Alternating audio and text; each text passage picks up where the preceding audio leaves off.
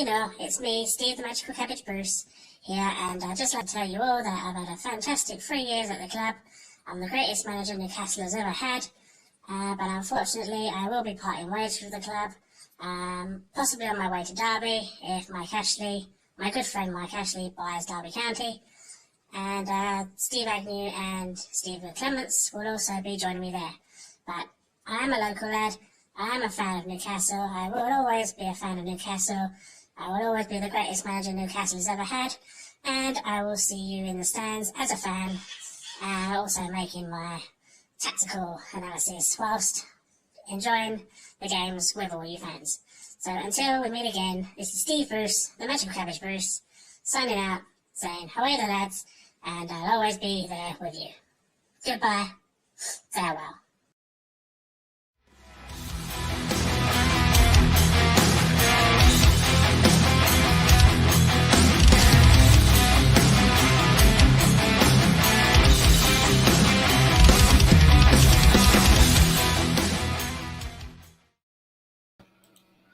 Oh, how funny was that? Hey guys, how you doing? Hey, really good. Yeah, How'd you get that exclusive?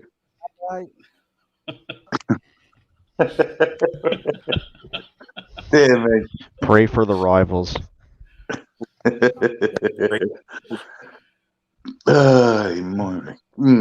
Brilliant. So it looks like he's going to be gone within the next 48 hours, apparently. Yeah. Is this Mr. Bruce? It is Brucey. Yeah. Finally, yes, I think there is a God, a takeover, and then Bruce goes. There is an Almighty. There is somebody up there. Yes. Let's be honest. If you had the inkling that everyone did on Wednesday night that something was going to happen Thursday, and it's going to be official, and then the next day new bosses would be moving in, would you be taking a day off the day they move in? That's bad crack. When you're 19th in the league, to be fair. Yeah, it doesn't look very good. It's not very professional. It doesn't. You would have thought that. As soon as they came in, he would have been kicked out straight away. Yeah. But I'm just looking. See, I don't know. I'm one of the team who've just the bosses who've just bought the club. Yeah, we turn up the training ground. Nobody's there. You're thinking, what have we got here? You know, we've bought their club over. Going to try and improve the situation for them, and they can't be asked to train today. Not having that. I agree. Turning up to an empty training ground. It's like, what have I just brought? I've just brought the name, and none of the players have got completely signed a brand new team. Yeah, absolutely. That's the manager's fault, though, isn't it? It's his rota or whatever, or timetable when they train and when they don't. It's all down to him, isn't it? Yeah, definitely. Yeah. But we've been taken over at last. Ashley has finally fucked off. Yes. Celebrate. Yes. The hangover's finally gone today. Are we all still hungover? No, Tell you what, today it's been a hard week. It's been an emotional week, I tell you. Draining as well. Yeah, you're right. It has been, yeah. I mean, this time last week we were thinking about going down relegation, and then within a week we've got taken over. We're going to have a new manager. We're getting thinking of the players we could be signing. It's took it out of me. Like, I mean, today's my first day off. Like, I've been working all week, and just to take it all in, it's hard to sink in. It's really, it's like, I kind of nice one, Paul. I can't speak. It's that hard to take in at the moment. I think when you look at the quality of the caliber of the players we'll be talking, the quality of the manager that comes in, it'll start sinking in, And just being linked with players, it's like what it's hard. It really is hard to take in. Just being linked with them. Yeah.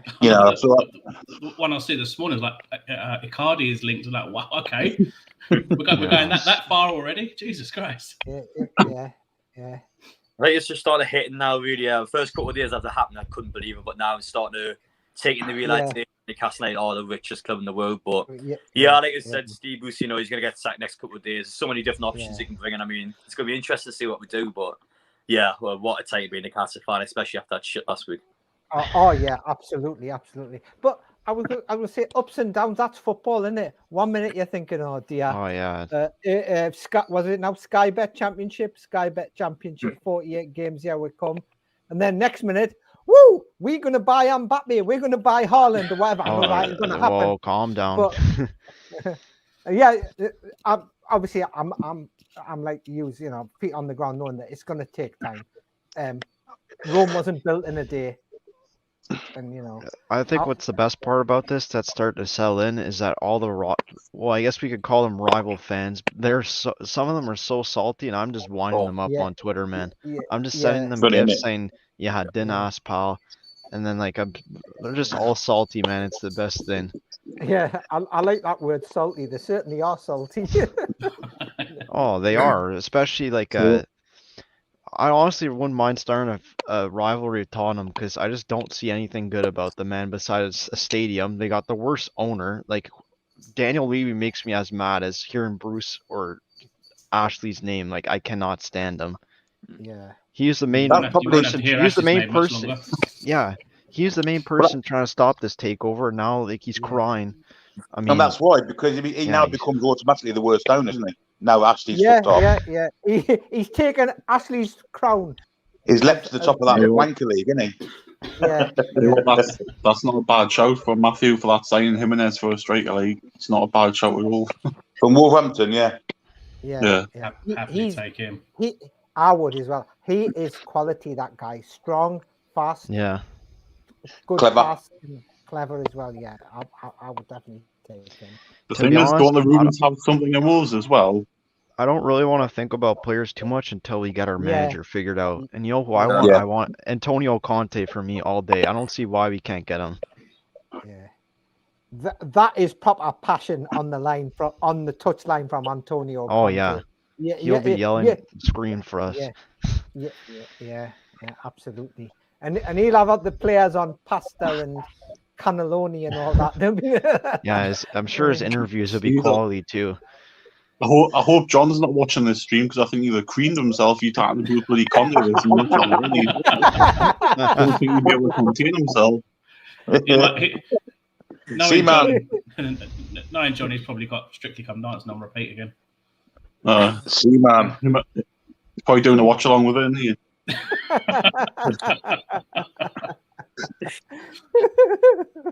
even he's making the trip to Newcastle next Sunday. That's gotta be amazing. Yeah. Well, his seat will be happy. At least he didn't sell a season ticket. Yeah. He's gonna have a full selling. He's gonna have a full fanny pack of picks, isn't he, next week to sell the D. Signed over last week. You just imagine inside the Gallagher then people lined up getting signed photos of John Sinclair. There you go. Yeah. There you go, my guy. There you go, man. John, and then he dodged him in. I don't know who's more excited about the going to the game or getting his £30 travel lodge. I know. You just imagine John might do an ad here. Forget Lenny Henry. We get John to do it now, innit? And it'll be cheaper. You can just imagine though saying like when someone comes to get their photo, oh, who do I make this out for? Oh, to me, Wilma Dickford, John. Wilma Dickford. Oh, Phil. Oh, it's me, Phil. It's Phil McCracken, aye. You imagine writing it on the thing. You won't have a clue.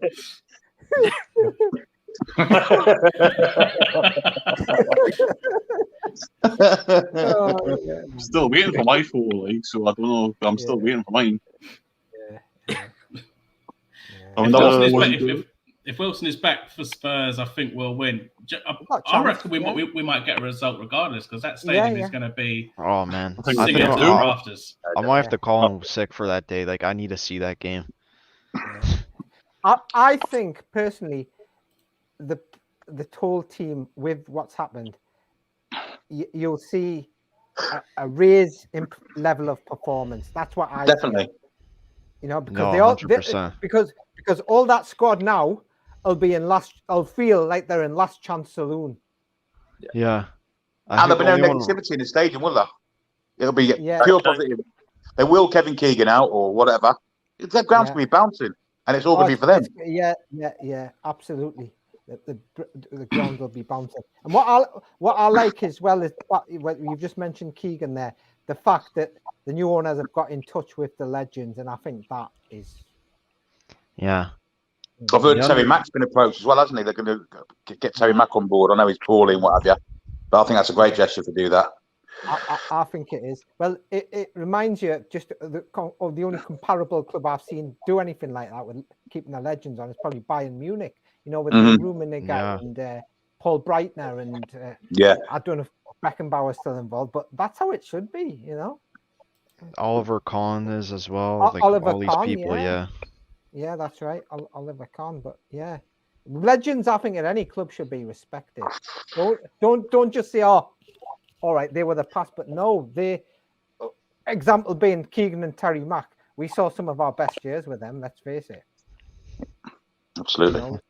You know, What about bringing Sir Les back as director of football? who? Oh, I think somebody else is going to be that. I think they're getting somebody else in, aren't they? Someone from Germany, I think. Yeah, Ralph Ragnick. Yeah. That's it. Yeah. Apparently, he's been a bit of a mentor to Tuchel and Klopp. So the man's obviously knows what he's on about if he's got them to where they're at. So yeah. So unbelievable. I think tomorrow there could be some more big news about the manager. Like tomorrow, I think it'll be tomorrow.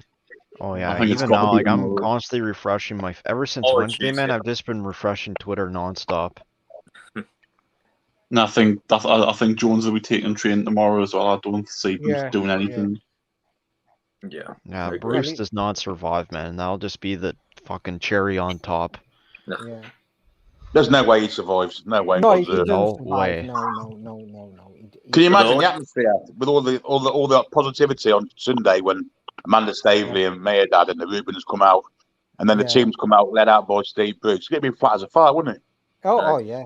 Oh, for fuck's sake, he's still here. Him! I thought we'd got rid of him.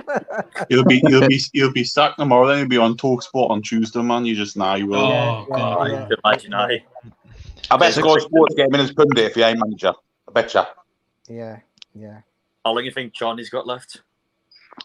They reckon they're quite impressed with him, aren't they? I've read somewhere. Impressive. Is he still there? I thought they got rid of him. No, Yeah. he's just done nothing. Jesus. He's locked himself in his office. He's pushed his desk up against the door to make sure no one gets in. He's blue Amanda, tapped Dad, himself please in, let hasn't me he? stay. I need this job. Please let me stay. I'll do anything. I'll even be your bunker while Amanda. I'll do anything. Shiny shoes for a shilling. Yeah. He'll be gone. He'll be gone as well, doesn't he? We have to keep him. Got to have an I read somewhere they entire were clear impressed with out. him though. Yeah. Oh, Yeah, I read somewhere that they were quite impressed with how he's reacted to the changeover and what have you, and they're thinking about giving him a chance, see if he can carry on. But I wouldn't. What I'm impressed with is all this talk and all that. That football, they're getting the football people in first, which we didn't have under the previous. I'll just say the regime. I'm not going to say his name because he's history, right? But in the previous regime, it was obviously lawyers, accountants, and all that. But no, when it comes to football as a business, you need somebody who knows football, and they're doing that now with all these names mentioned, and that can only be a good thing. That's what City did when they first got bought out. They brought in football people who knew the game, have got the contacts in the game. I mean, what was it? First few months of Ashley's reign when Keegan came in, they were scouting off YouTube. Now, one thing we do know is scouting, you've got to be there, watch the player in action. You cannot do it off a bloody video screen. You can't say, oh, he looks all right. Look at that dribble. You go there, you see what he's like off the ball, not just the ball at his feet. Imagine if the BBC did that. This week on Question of War, presented by John Sinclair. We're gonna go from having scouts. No, Mike, that's 5 points to you, my guy. We're gonna go from having only scouts in France to all over the world. Yeah. Well, that's it. Just imagine instead of constantly bringing in French youth or French flops all the time, we're gonna have they players. only work once in a while, like Cabaye and Saint Maximin. Yeah, I mean, that's it. We'll have unearthed some gems, but we'll have some bloody rough diamonds as well, haven't we? Yeah. I kind of liked Remy Cabella, but he just wasn't. He didn't go off the ground, did he? Really? Tovan, if used if managed correctly, could have been someone, but because he's done all right in Marseille, hasn't he? Since he went back there. I think he's gone to Mexico now, Dunil. Has he gone to Mexico he now? plays for Tigres now with Gignac. Yeah. Oh, right. Oh, that's a bit of a come down, isn't it? Mexican. It sounds a bit of like a retirement home for him. It's almost like, I don't know, like sounds like MLS. Or conference. I don't even watch MLS. Ask I don't either. Strasbourg Steve about that. Yeah. MLS. I mean, there's no relegation, no promotion. What's the point of that? Exactly. That's literally why I don't watch it, and that's why I steered away from like hockey and all the sports, because football felt so unique to me because it's something way different. Yeah. But man, it's like NFL. It's the same teams in the same leagues all the time. Oh yeah. That's all I ever knew my whole life. It's still a minority of people that like watch football in Canada. Yeah. Especially me, I'm a freaking minority, man. Like I've waited 6 years for this moment because I supported this club the day Jonas Gutierrez came on and scored against West Ham. I stuck by it. I'd wear the Newcastle top at school, and people would be like, "Why are you wearing a hockey jersey or a hockey red jersey?" I'm not even joking. And there's people like Man United, but they don't fuck all because they're like glory fans. But I know more about them than they do. You try having a conversation with them, they just have no football sense from the first sentence. It's like, I'm not even going to talk to you. Yeah. I remember taking my son to Old Trafford because he's a eco hazard Man United fan. I'd call him, i.e. plastic, because that's obviously plastic's an eco hazard. And honestly, some of the fans I saw there were from all over the world. It was like almost like tourist. It was like supporters buses, like tourist buses coming in. I wouldn't be surprised if in a while people call me a glory hunter, even though I've been around since 2015. I mean, even if I was born in Newcastle, I'd probably be in the same position as Adam here. I'm born in 2000, so I would have known Mike Ashley my whole life anyways. Yeah. I mean, I'm obviously a little bit luckier, like Billy. Well, in the sense that I remember in the 80s. I mean, it was just great. Was it 1982 when we brought Keegan in as a player? I remember I was at my grandma's in Darlington, and the guy downstairs knew I loved football, and they went straight away. Newcastle bought Keegan. I thought, give away, that's never going to happen, because obviously Keegan at the time was like Ronaldo or Messi is now. Obviously, money wasn't there. I thought, give away, that's not happening. Goes into papers. There he is. I thought, wow. Awesome. He was England captain, wasn't he?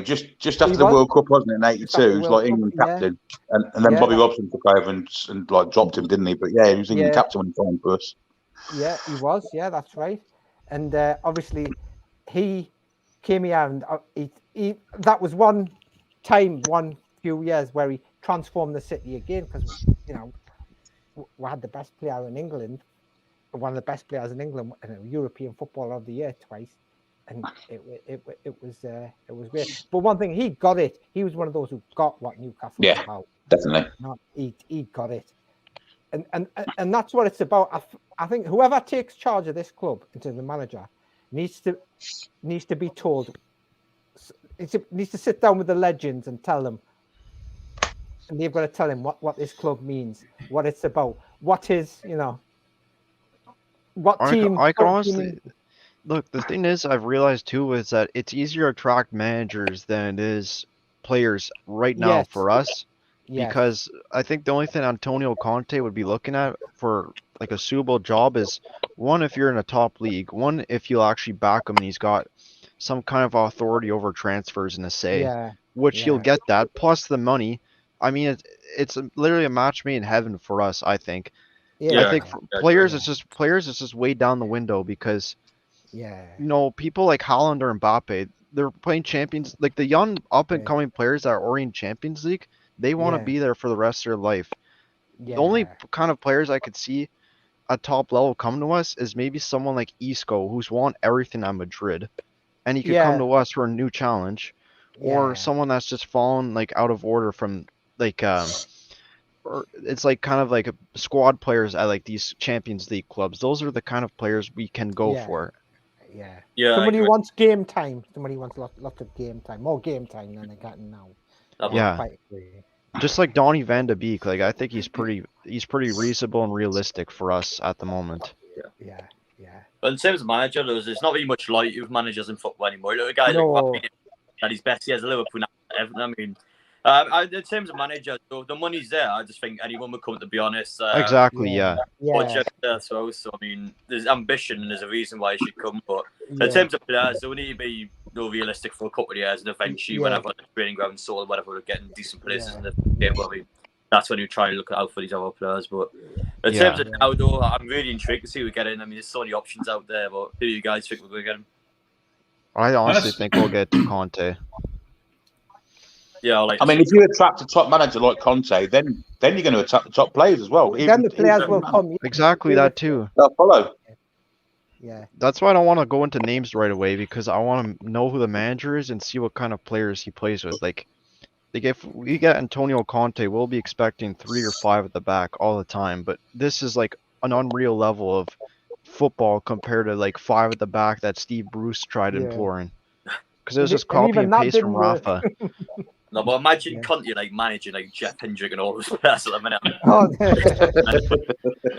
Hey Jeff, what are you doing? If Antonio Conte came in right now, he'd have the same impact he had on Moses at Chelsea as he would for someone like Jacob Murphy.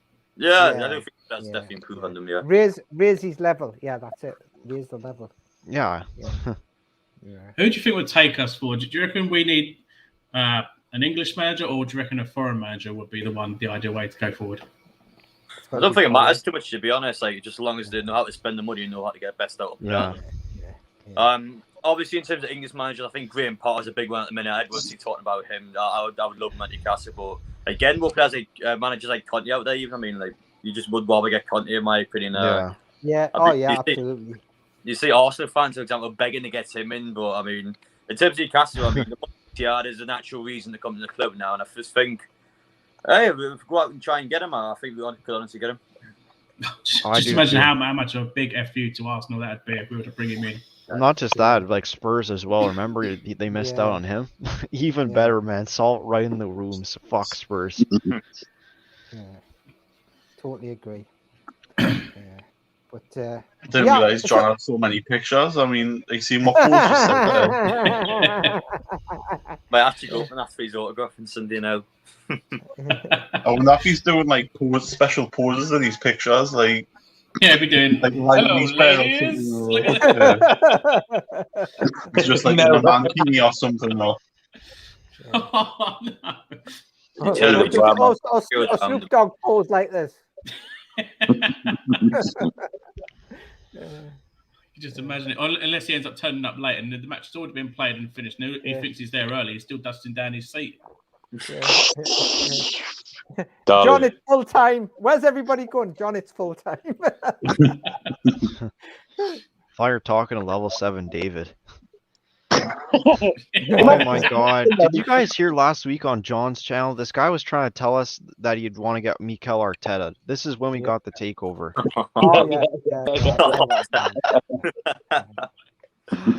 He was like defending it so hard. He's like, he's an experienced manager. No, thank you. I've heard quite a few now he's like, I wouldn't want him with the takeover. I mean, he's just No. never had that experience before.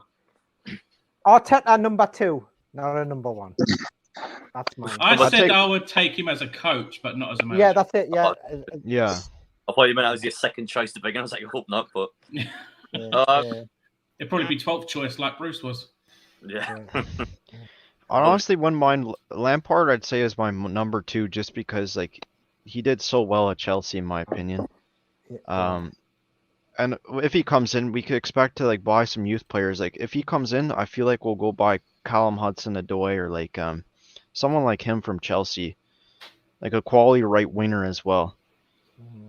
Yeah, I was good contact for Lampard. You know, he's big mates of Mason Mount. So yeah, you never know. Nah.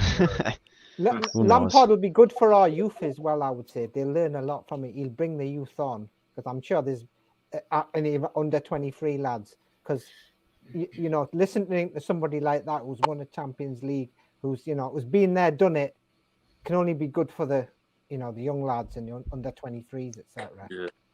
You know but hey, it's all exciting. It's all suspense. As His Highness says, so lads, what's going to be the better news? The takeover or Bruce going? The takeover. Takeover, and then Bruce going there. Takeover, because this means Bruce goes, so it's all in one. Yeah, I mean, fills 2 holes. Yeah. yeah, absolutely. Yeah. Yeah, that's one good thing for Monday. Start the week off with a Bruce fucking. You don't get better Monday than that, do you? No, absolutely not. Absolutely not. Like 7 o'clock in the morning, it pops up as well on the Twitter timeline. I mean, what a tale. Let's start there. It's the best for me, being 5 hours behind. I wake up to all the news. What time do the Newcastle game on in Canada on Sunday? I think it's at 11:30. Like I live in Ontario, so I'm in the East Coast. Yeah. Well, is that a night or? No. They're behind. Well, like 5 hours behind, so it's in the morning. Oh, that's alright, actually. Not too bad. Yeah.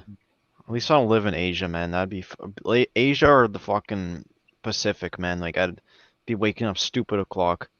Yeah, exactly. Yeah, stupid o'clock. Just in the middle. Yeah.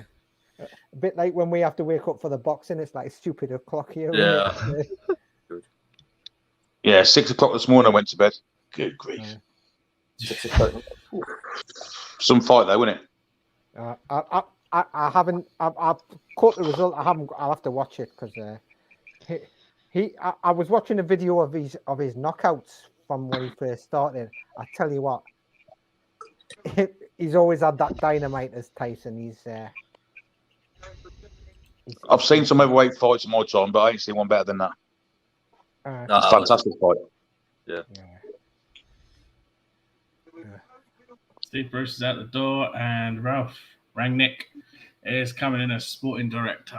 Is that like confirmed now? Is that? I've only seen lots of talk about it. I've not seen any confirmation about it. Yeah. Where was Ralph Rangnick before? He's a Leipzig, wasn't he? Yeah. He Leipzig or yeah. He is Leipzig. Yeah, we should be going after players from the Red Bull clubs all across the world, because that's just a talent factory. He scouted loads of players. That guy, he scouted like some Kimmich and Werner, like really good German players. But I looked on Twitter, like every single fan, I haven't heard anything bad about him. Like clubs across the world, like Newcastle are trying to be serious, like if they should get him in. I mean, I haven't seen that much praise towards someone before, so he must be really good. But I haven't learned much about him. But I just know obviously he took Leipzig to the powerhouse they are there. Yeah, which knows he's got a Brit. It's sort of the brain that we need to help us move forward, you know.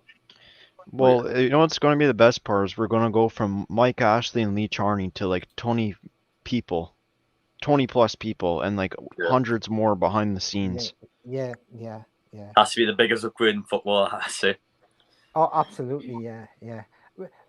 One thing I'm glad to see, because has anybody watched the what was it, All or Nothing Man City documentary on? Yeah, I watched that and Spurs documentary too. One thing that stood out for me was on the training ground. The training ground, and the number of people they've got behind the scenes helping Pep out on players and who do you think we should get? Oh yeah. You know, it's and also obviously the medical team as well. Finally, too, like there's gonna be more of a social media team, so we actually get to see content of like behind the scenes sort of thing. Yeah, exactly. We've seen it already. Like, the first couple of days of putting tweets out like on them sitting. Yeah. I mean, we didn't get that in 14 years, and I'm like, actually, so it's already a lot better. But it's just the Twitter in general. Last couple of days in Newcastle, they post so much stuff now. I mean, that's why you want to see more communication from the club. Yeah, and Definitely. what about the fan base? It's been great. That tweet yesterday, some lad put on. There was a conversation going on, and Grant Pringle was involved in it. And this lad put, "Please, can you unblock me from this account, Grant Pringle?" Oh yeah. I called Mike Ashley a fat wanker. I got blocked. And underneath he put done. Grant Pringle put you back in again. Oh, that's fantastic. I saw a thing as well where like someone put a photo of Amanda Stavely smoking a cigar. It's like, if we get the takeover, I'm gonna put this as my tattoo. Oh, he quotes the tweet. He's like, shit. Yeah. You not seen the one someone who got? Someone's got like a camel on like the back of the leg, like a Newcastle badge. Yeah. Wow. Yeah. It's not you, is it? No, it's not me. No. I mean, Adam, how many people you think are gonna rock up with the Arab gowns on the Spurs He's game? gonna be one of them. Yeah, I go down. He's got it ready. Is his ready? He's got his ready. Adam's got his ready. Oh, Over there, but yeah, I imagine it'd be quite a lot, that's for sure. But Yeah. I mean, frankly, I'm on my own. That's what I'm gonna say. Yeah. Oh, there you go. There we go. Newcastle in the next 10 years won't have cars, it'll just be camels. People going round on camels. There'll be no need for cars. It'll just be camels, camel pens, and that's it. Oh, that's my camel. Camel taxis. Camel taxis, eh? Everything will be made of sand. It'll just be... Yeah. Well, plenty of Whitley Bay. Come on, ideal. Yeah. Whitley Bay, the South Shields, sand is sorted. Newcastle's new kit for next season is just going to be like a towel, isn't it? And that's it. It was like the red or something. The red and white checkered. I don't know what they're called. Be black and white though for us. Oh yeah. It's gonna be fantastic. I see Karen Brady has chipped in, say a day of reckoning is coming for us. Ooh, salty. Aye, and it's called win the league. That's what do you reckon it is? Oh yes. Pray for the rivals. I've seen loads of these people whinging really. I think the ones that talk sport are probably the worst I've seen so far. I've seen a couple of people on there just go, "Oh, it's disgusting, Saudi Arabia." I mean, listen, I've used Facebook and Twitter. They literally own rights to both of them. They own Disney. I mean, they're involved in everything these days. How can you just pinpoint? Yeah. They really, if you're not involved in that, in any of that stuff, you're just the most boring person. Yeah. Exactly. So if, for example, today, if you've used an Uber taxi to go and watch a Disney film, you've already put some money in there. While getting Starbucks. Anyone that drive a cars does, because obviously you're buying petrol, so I mean it's the same. Exactly. You can't get away from it. Yeah, exactly. I think Jason Cundy was the worst. He called for us to be relegated, didn't he? I've seen that. Relegated. What about and nobody like he said? Jason Cundy said that we should be relegated. Not one of them have come out and said the big six should be dealt with severely, put down the leagues for what they've done. Yeah. So. When it was called for that, Sal, he said you can't relegate them because of the fans. It's not the fans' fault. Yeah, as soon as it happens to us, get them relegated. Yeah, exactly. It's what Mick said today on the Steve's podcast I was listening to, and he said basically, there's a lot of hypocrisy and double standards. Yeah, absolutely. Yeah, and that's an example of what Jason Cundy has just said. There is an example of double standards, hypocrisy. No, but you just see it all the time, don't you? I mean, I can't remember who it was, but a couple of days ago, I seen someone put on saying, "Oh, any Newcastle fans turn into Sunderland fans because of the takeover gives them a message." It was Jeremy Vine, wasn't it? Yeah. I mean, like, who's going to do that one because of a takeover? I mean, we had Mike Ashley for 14 years. Yeah, exactly. Now he's apparently wants to buy Derby. Oh, let him, I'm not He shouldn't pass a fitting owner's test, should he? He shouldn't pass a fitting owner's director's test. No way. They've seen what he's done for 14 years. It's Timberlad's back in the game at all in any shape, way, or form. No, The absolutely. thing is, I actually think it's going to happen this way because Derby are really screwed at the minute. Yeah. They need anyone to come in and kind of buy them out, and I think they honestly will might actually buy them, which is harsh for them, but I It don't probably know. would give them stability. Like you keep them financially secure, but like, that's just it. But that's about it, isn't it? Yeah. Like they'd probably be flirting with relegation, but in a championship opposite of us.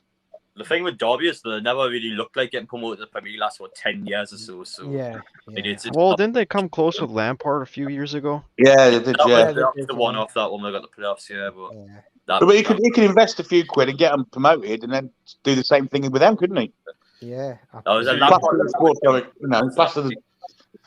only problem is that that'd be a new job for Bruce. Oh my God! Imagine that. Covered in that would honestly be it, because look what he went to Sheffield Wednesday for that same reason too, to like keep them stable in the championship. Could see it happening as well, because you imagine like those two probably have a good connection with each other now. So you can honestly see Steve following Ashley at the Derby. Unless they go to Bristol City. Nah. We'd probably work with what you call it, Rooney at Derby, wouldn't he, if you went there? I don't think Rooney will be staying there much longer. I mean, he's already paying out loads of his money to help the staff out, and I mean, he's going to want to move on eventually. I don't know, we'll see, but yeah, I do actually think Ashley is going to. Whoops. Have you seen this recent tweet that's popped up from French news? Lucien doesn't like St. Maximin. Doesn't like ASM. Well, tell you what, I think we're all going to say the same. I wonder who the hell stays, because honestly, I think the owners are looking at it. They want to build a team around St. Maximin for sure. I can literally name about 5 players, and that's it, if that. Yeah. They're 4 or 5. I would mention Kyle Wilson, but he's injury prone, so like he wouldn't stand a chance. Yeah. I would say Dubravka, Wilson, St. Maximin, Willock, and I would possibly keep Hayden, because I think he's the rest you can possibly dispose of and replace. Yeah, well, it's also an opportunity from here on until January for all these players to actually get off the handcuffs and see what they're all about too. Yeah. I think this is what you're going to see on Sunday. They're going to get such a confidence boost from the crowd. Yeah, and it's good that Bruce ain't going to be here, because he's going to be. If he was here, he'd be thinking, "Oh wow, this crowd's here for me." It's going to go straight to his head. So luckily, he won't be here. Like this takeover might have come out just a bad time for someone like Joe Linton, who's actually kind of starting to play well, or maybe Ryan Fraser, who's trying to get into the team. Like, who knows what will happen? Joey has a nice record against Spurs, so he could be coming out of a hat trick now. Yes. Oh my God. I know these players have struggled, but I think it's a good time for them though, because now we've got a chance to, on the new leadership, on the new tactics, actually know what they're worth. But it's just how it's going to be, really. They've probably got the end of the season, and if not, they'll be gone. But in terms of players leaving, I think Gillespie will probably be the first one out in January. We've already got 4 goalkeepers, and I mean, he's not going to ever play, is he? So you'd think he's going to get removed. But in terms of all footballers, I mean, it depends, but you would expect Newcastle to make a couple of signs at the time, especially how many points they want at the minute. You could see maybe we'll see Kraft going as well to free up a place for the outfield player as well. We've got a lot of defenders on there that we don't really need. What? Speaking of right backs, people are talking about Max Aarons. Go and buy Kevin and Babu back. Yeah, Babu. That would be insane. I think Gill will be going out though. I think no player just has nowhere to play in the team anymore. And I imagine they'll be shipping him off the championship team and trying to get a decent player from there. If we can't ship him off, it's because his wages are too high, because Ashley's an idiot and fucking gave him a new contract. Well, he's not one you could release, is he? Because, I mean, he's got 3-year contracts at big wages. They're not going to release him. So maybe a free transfer somewhere, I don't know. I guess that's a possibility too. Sorry, Ryan, you go. I think the striker is probably the first position. Or it's the first player / position we get in January. And if we get someone like Icardi, that would be a statement. I'm leaning more towards a centre back, because we've not had a centre back since 2018. Tarkowski is the one that I'm seeing. I think centre midfielder and a centre forward. Yeah, in terms of I want to centre midfielder, and it just shows how crap the team is. We're both in different positions each other, but yeah, in terms of centre mids, so I think we need to control games more. We're not controlling games enough. I feel like with a better midfielder, we'll be able to have some more stability in the team. But like what he said, Van de Beek, I really want to see him in Newcastle now. I think he'll be a great player to get inside. Yeah. We will see, but I would keep an eye on him. If Southampton get relegated, I want to keep an eye on Ward-Prowse as well, because I mean, I also think he's a brilliant player. But I will see how things go though. But Newcastle, I think we should invest in the teams around us to make them weaker and make us stronger. I would like to see us go for, say, Cody at Wolves, possibly Neves with either Neves or Barkley, and then I would try and snip Aubameyang from Arsenal, maybe. Maybe. Yeah. I don't think we would try and get a Aubameyang above an aging player now. I think we're trying to get a player that's got a few more years left in it. But that's what I would personally think. Anyway. But I think Aubameyang's just kind of past it now, really. I think you would do a job for us for 18 months or 2 and a bit years, I would say, like till we get better, and because I think he doesn't really get injured, does he, at Arsenal? I mean, he plays a lot of games, so that's what we'll be looking at as well. A lot of players who don't get injured. And from what I hear from John's boy Lee Gunner, he says that he plays him at left wing back a lot. John's got 2 guys. Centre back, I'd pretty much like to see come to us would be Nicholas Sula from Bayern Munich. Oh my God! Apparently, would be linked with was it Koulibaly the night as well from Napoli. Yeah, great player. Yeah. He's I probably don't know if you because you need to remember we're still 19th in the table. I mean, we've still got a lot of work to do first, but that's why I said someone like Cody, just to be a bit realistic before we reboot. I don't know about Connor Cody, to be honest. Yeah, he's a bit of a muffin. He's more of a defender and a 3 at the back, but if you put him in a 2 in the back, no. Because I think if you look in the summer, all our defenders could end up leaving because Shaw's out of contract, Fernandez is out of contract. Yeah. Clark might leave because Clark might leave.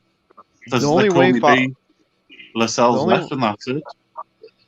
The only way Fabian Schär stays for me is if Antonio comes in, or Antonio Conte comes in, and I just feel like Schär's like the best center back we got in a 5/3 at the back, and you'd probably like him for a short-term period.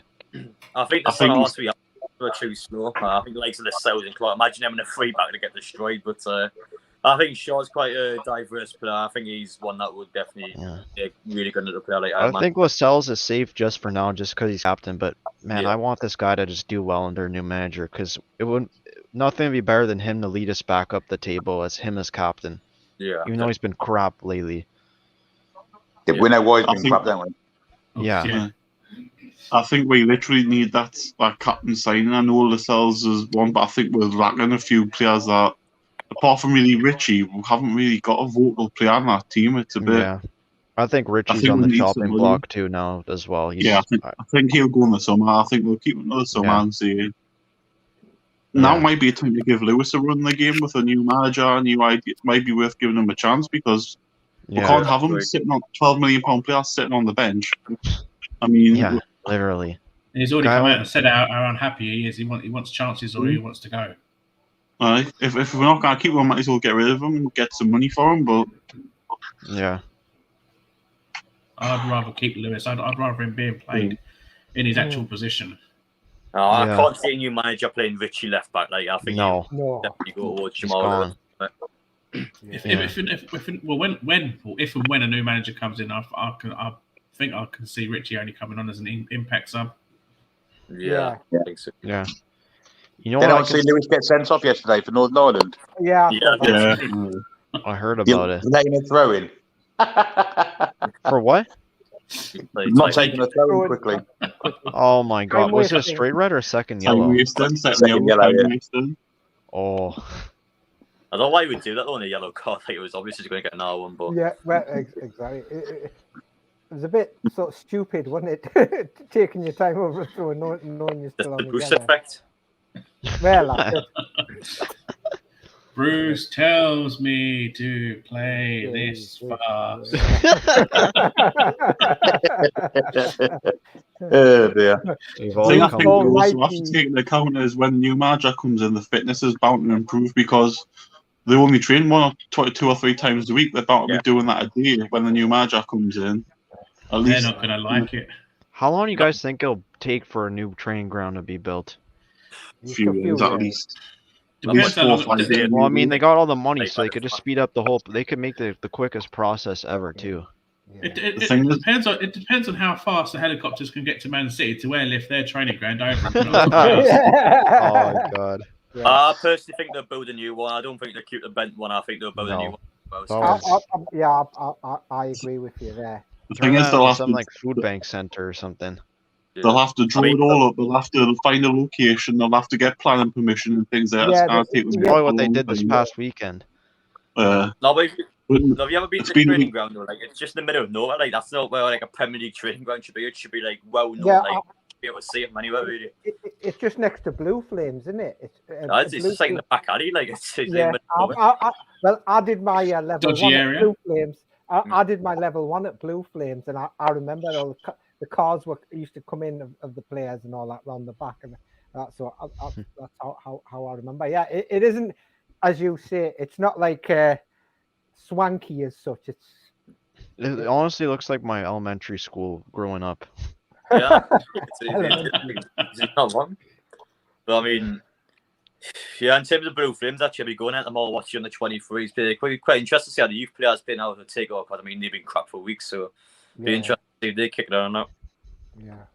Will Elliot Anderson and all them be playing in that? Yeah. Yeah, I'll be him and Dylan Stevenson up top again. Yeah. Those two I want to see in the first team. Yeah. I'd like to see them be given a chance because I think the Longstaffs have had too many chances at the minute. I think and they're not improving. One good game against Watford, who are favourites to go down, doesn't change anything for me. I think he's out of contract at the end of the season. I'll be saying get rid of him. Yeah. If anything, I'd bring Matty back as quick as possible. Well, apparently he's not happy at Aberdeen, is he? Yeah. Really? Apparently he's not doing much at Aberdeen either. That's the thing. Wait, why? What's going on at Aberdeen from? From what I read, that he's told Aberdeen that he doesn't want to sign for him permanently, and he's not happy, so he's not actually getting much game time. Well, I'd say so. Like, he's way too good for the Scottish League. And if he should be there, he's probably going to be. He should be at like Celtic or Rangers, not Aberdeen.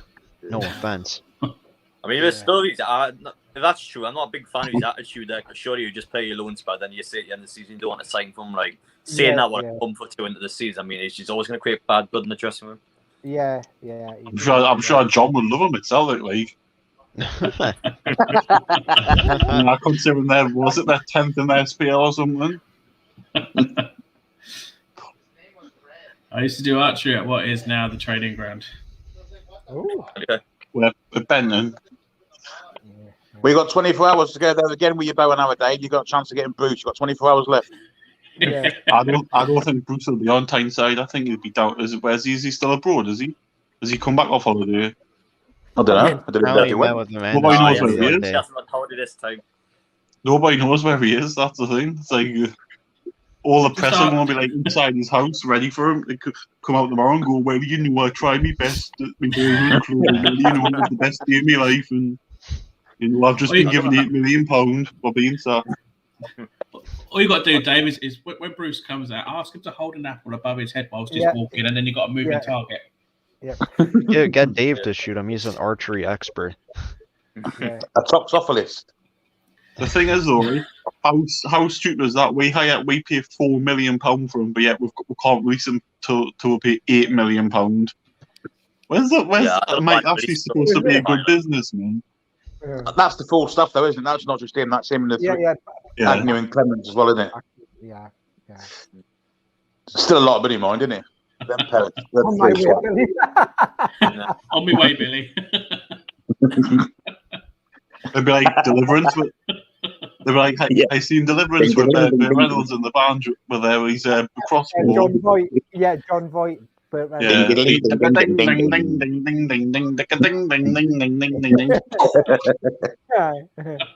Yeah. When I'm shooting wankers.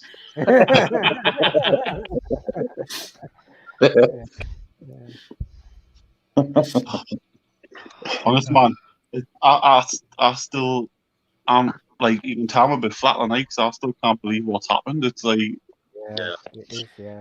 things are moving quickly, man. The piece, you the can't believe jigsaw's how moving. quick in the space of a week things have gone from like almost relegation certainty to, you know, and it does.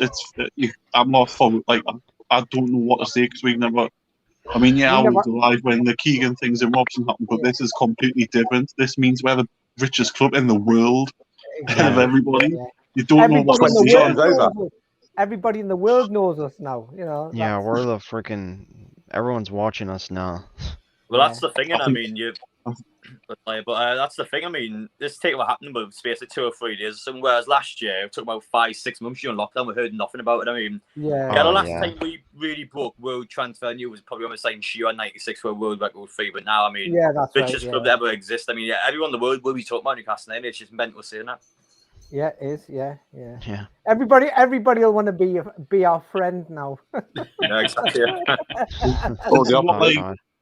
You know, we're feeling like now when Chelsea got took over by Abramovich and Man City got took over by. Yeah, that's how. You know, we're just nobody likes her. We're like, I don't really care, to be honest. Bring it on. Bring it on. Yeah, bring it. Yeah, as Ryan. But when Chelsea got took over, we were competing with them for like 4th spot, weren't we? Yeah, that's so that kind of blew us out of the water, didn't it? I hated it. Hated every minute of it. Yeah. Well, I imagine the teams on the relegation zone, the likes of like Watford, I think are going to stay up, and now it's a guaranteed. Newcastle's not going to get relegated. I mean, yeah. Imagine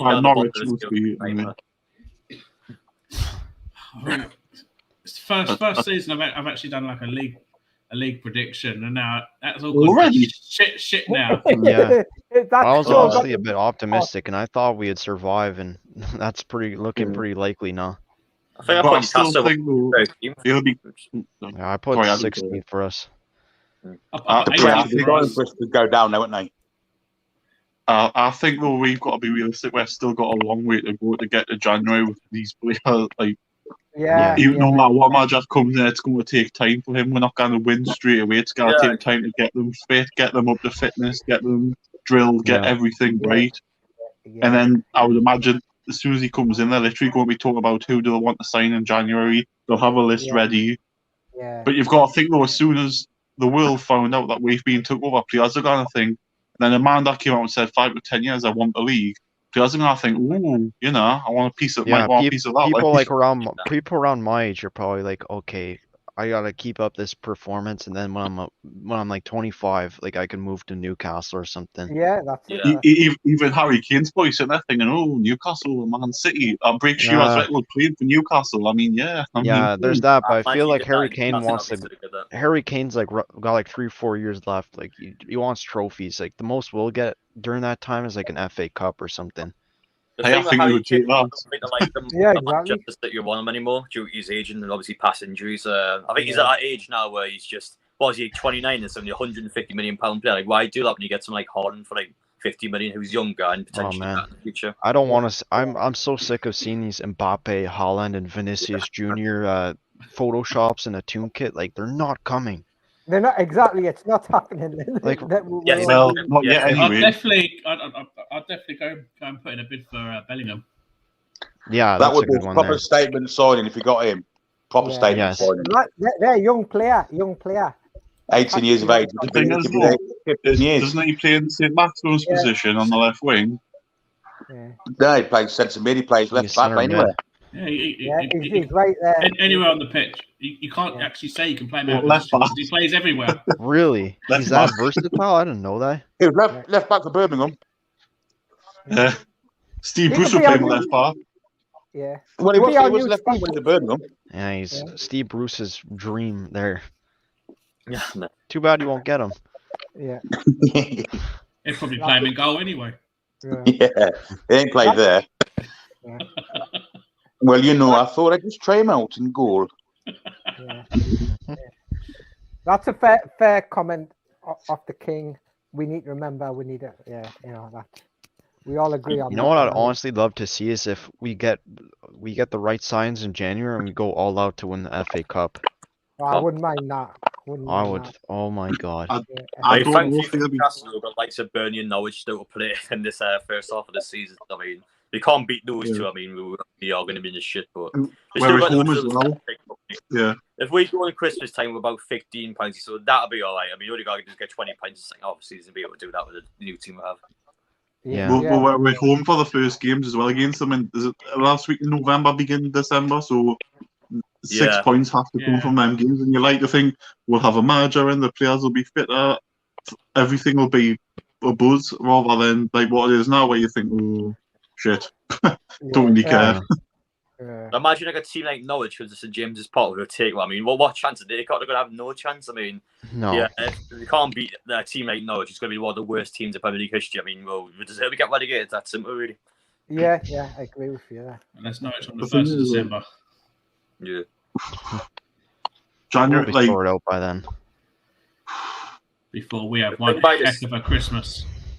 By December as well, though, you've got to remember that Norwich will probably be bottom by like 10 points or something at that point. So, I mean, the players will be deflated. I mean, that should be an easy 3 points. You can even rest some players probably against that team, to be honest. We'll have to win them 2 games because the fixtures after are apparently all the top 6, aren't they? Apart from Man United. Or actually, we play Man United in them fixtures as well, isn't it? So... Boxing Day, I think that's Boxing Day fixture. I think. Man United Boxing Day, back-to-back away then we play games, Man City 2 or 3 days later. Yeah. No, we play Man City before Christmas and then Man United after Christmas. Yeah. So we've got Norwich. They're now. We're the biggest. We have the money now. City and then United and then Everton. That was another thing, actually, on my Slate Jordan's comment when he went, this takeover was deader than the deadest thing in Deadland. I was so I'll tell you what, the look on his face when it happened, I can imagine the look on his face now. Yeah, but then he said he was misquoted. He was on the frigging radio. How the fuck did he get misquoted on the radio?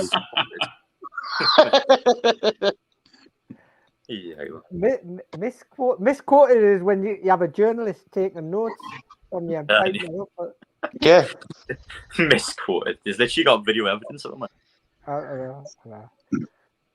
I still laugh when Bruce Cates spoke on Thursday. He was like, I want to try, I want to do my best, I want the job, I want to still be in the job. I can't believe he came out of that. You're going. All I want is a chance to prove myself. I'll give over. You've had 2 seasons, two and a bit season to prove yourself. No. About 20 years of it. Fucking useless. He's won 0 in 8 season. Why does he think he deserves another chance? He's won 5 in the last 35 or something like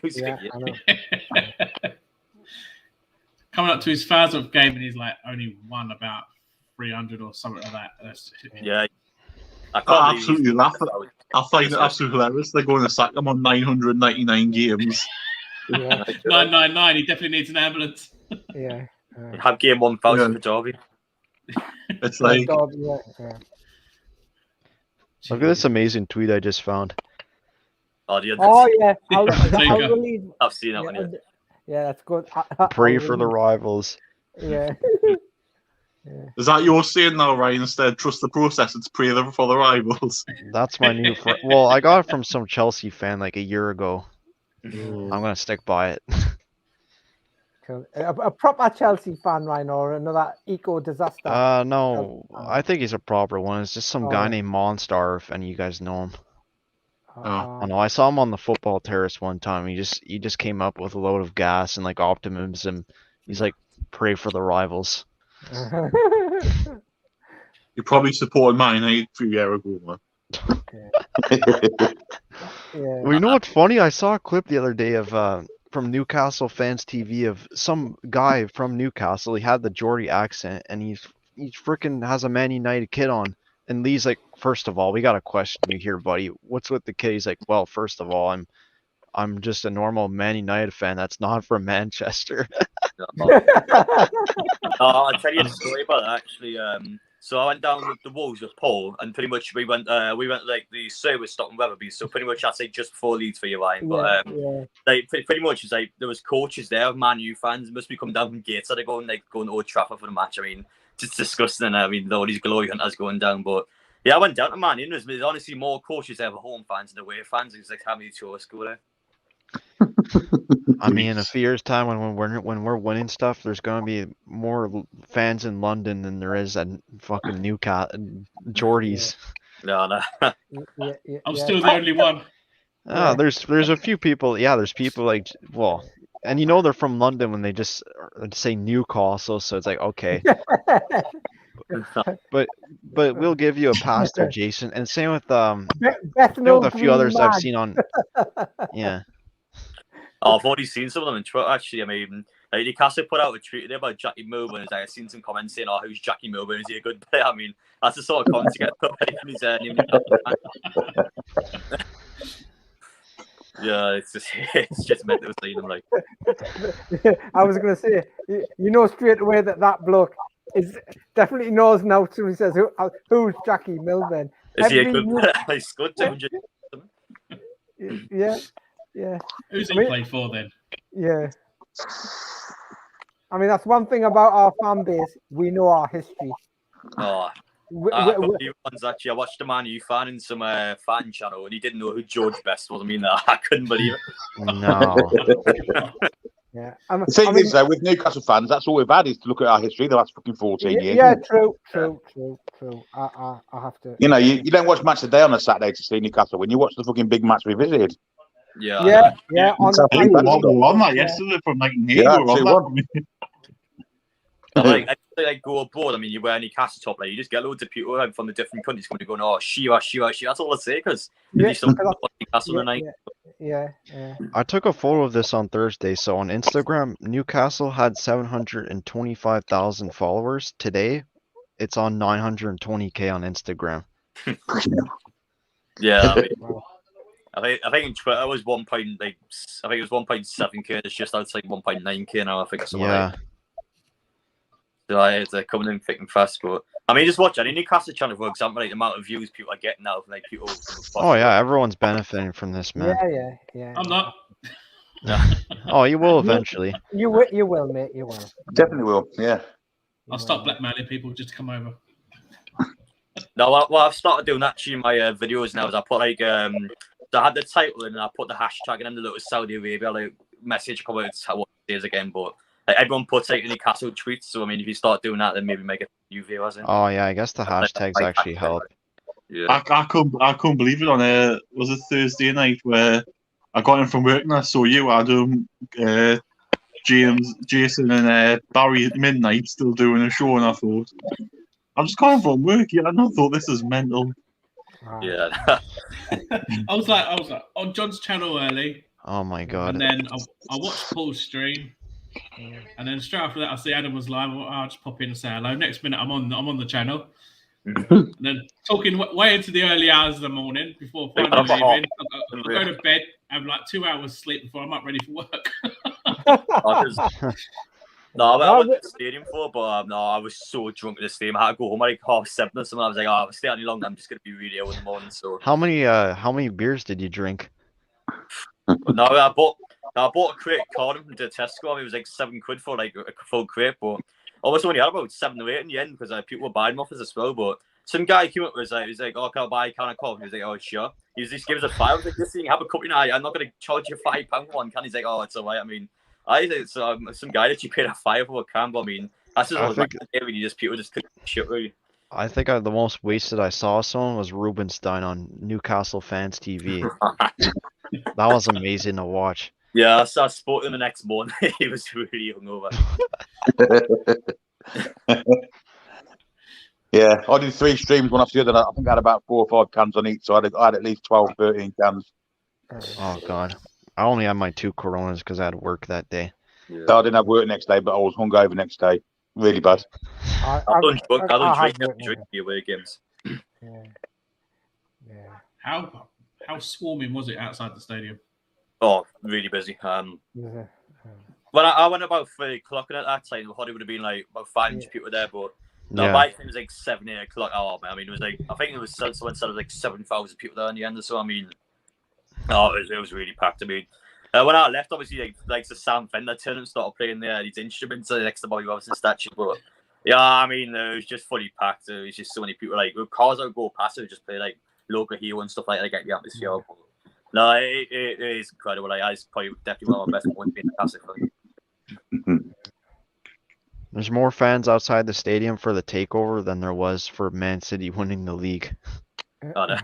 You've not seen the Jack Grealish one when he came out, obviously the most expensive English player ever. I mean, everyone's got their phones and there's like no atmosphere at all. I mean, They're too all I spoiled. remember was seeing a picture of fans going crazy, and then the picture like the next day is like just mess everywhere. I was like, It's everywhere, yeah. the thing is, next week as well, the Newcastle under 23s play against Sunderland at the Stadium Lights. You know for a fact that a lot of Newcastle fans will just go down there and just rip the piss out of them. I mean, I can't wait for that. You know it. Such a good laugh. Billy loves a cider, is it? True Bristolian. I did Thursday. Yeah. What type cider was it? Thatcher's Gold. I have and Guinness. I have strawberry. That's proper rocket fuel mixture, that, isn't it? They called it Black Velvet, didn't they? It's got to be the old Scrumpy Jack for me. Oh, that's strong stuff, isn't it? That's really strong stuff, you. Yeah. I think I've got 3 cans left for when Bruce gets sacked. That's I'll start drinking them now, mate. He's going to get sacked in the morning. Yeah, there's going to be a whole set of purchased cases of cans. Are all the major tabloids saying, like, running with the same story that basically he's gone by the morning? I've not seen this. Within 48 hours, I've seen. Yeah, the last one I saw is that Bruce is definitely going within the next 48 hours as plans have been put in place. I don't know how true it is, but I've heard rumours that Amanda Steve is going to training ground tomorrow to speak to Bruce directly. So, I mean, I imagine that'll be the talk. Yeah, I saw that. Monday night, Tuesday morning, you would think is when the announcement will come out.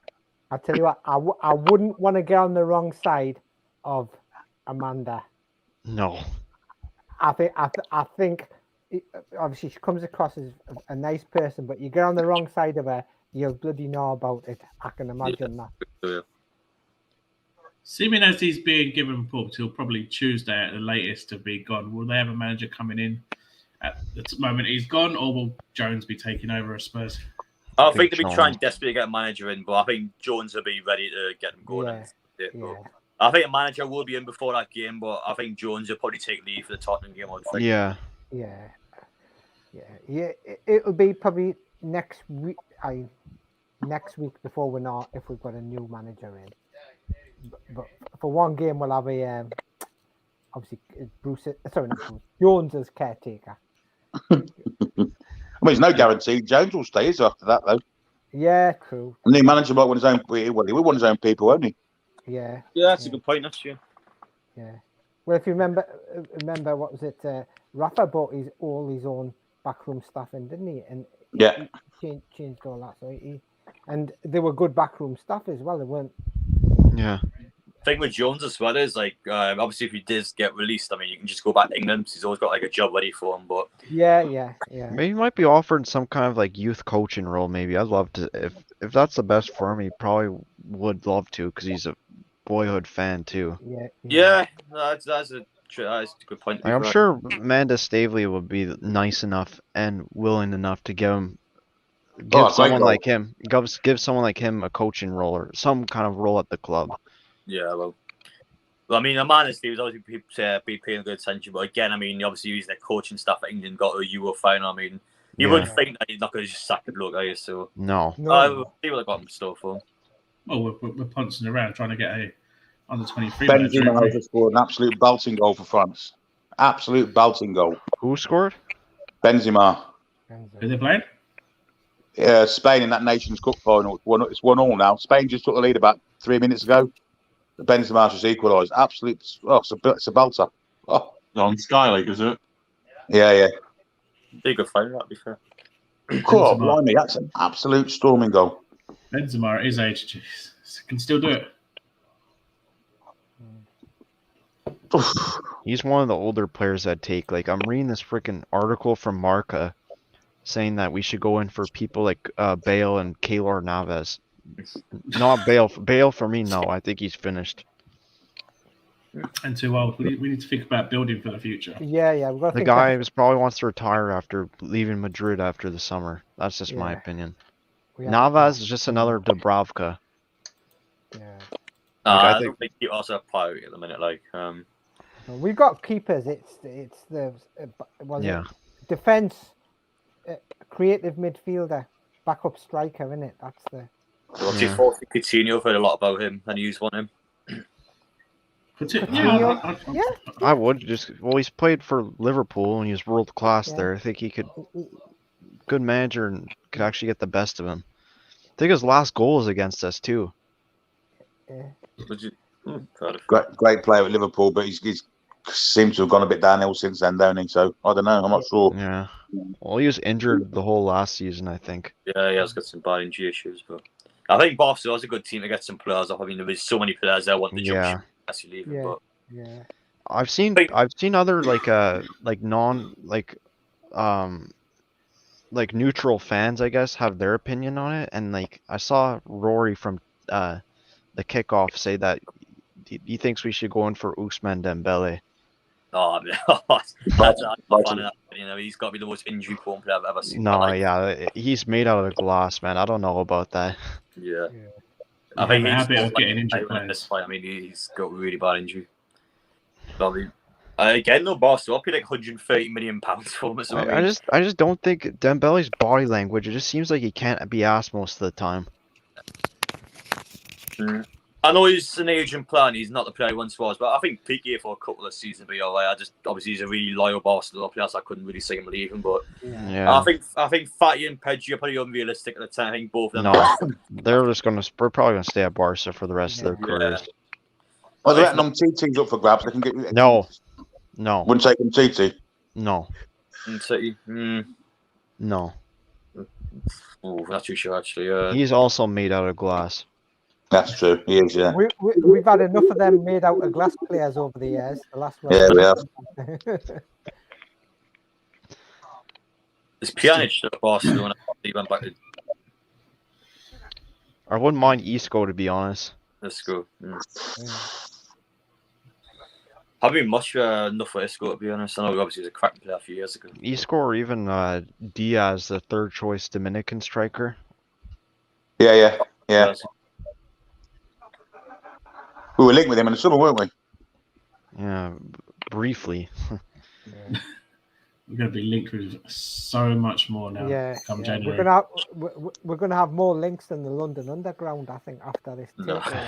Yeah. I mean, we were linked to near enough 200 players during the summer, and we only brought in one. I think the media are expecting us to like spend 500 million in January, which is not going to happen. That's not going to happen. No. Like Stavely sounds smart enough and is smart enough to actually be patient with this whole thing. Yeah. But she's already said that she wants to focus on the youth teams and the training facilities first before investing in players. She said, "Oh, I'd agree with that 100%." Yeah, absolutely. I don't want. Last thing I want is something like a Chelsea, like. Well, not even Chelsea. Maybe like something like Fulham, where they got promoted and they spent like 100 million on a full first 11, like quantity over quality. The problem with Newcastle United now, though, is that teams are going to overcharge Newcastle. It's going to be like a Newcastle tax and players because we've got so much money. Yeah, exactly. That comes with as soon as you get taken over for big money. I mean, that's what will have happened with Chelsea. You know, when Abramovich took them over, there'll have been one price for other team, but Chelsea come in, add 20%. People say that will inflate the Premier League even more because something like if we get Mbappe, for example, we'd pay over the odds for wages, but we won't do that. Like, no, not even for a while, anyways, because I think PSG set the standard of transfers. Like when Neymar went to PSG, like I don't think they'll ever be top, to be honest. No. Yeah. The thing with PSG though in the summer is that they've got so many players on free contracts. I think if Newcastle was smart, then we could do stuff like that because you see a lot of footballers nowadays running the contracts down because they know that clubs can't do anything about it really. So exactly. I think Newcastle are smart. Yes, there'll be a lot of older players out there, but there'll be loads of players out there that will improve your squad. I mean, you would think Newcastle are going to jump on top of them, trying to get maybe 5, 6, even 7 of them in the summer. The only time teams really overcharge though is when it's like a first team like player that's like really good. Like if we go for a Cardi, like PSG probably won't care because he's like second, third choice in their attack. Yeah. Like he's bench player at most. Like I don't think PSG want an absolute premium because it's not like we're buying Mbappe or Neymar. Yeah. Same with Martial, to be honest. Like Man United basically have like 4 strikers now, and like they probably there's been a lot of talk about Martial coming to us. Yeah, I've heard that. Yeah, I've heard that. I would take him. I'd take him. He looks like he can't be asked most of the time, but he could be world class on his day. The thing is that the PSG players, though, the PSG players, you're going to have that geopolitical rivalry come up again, aren't you? I think that might put Saudi Arabia, yeah. I know people aren't the biggest fan, but I think Lingard's an obvious one we should get in the summer because his contract's expiring. So imagine him in a free. I mean, he was brilliant at West Ham last season. I think as a flair player, he'd be someone on there, a content team that would be someone that'd be a great attacking player to watch. Yeah, absolutely.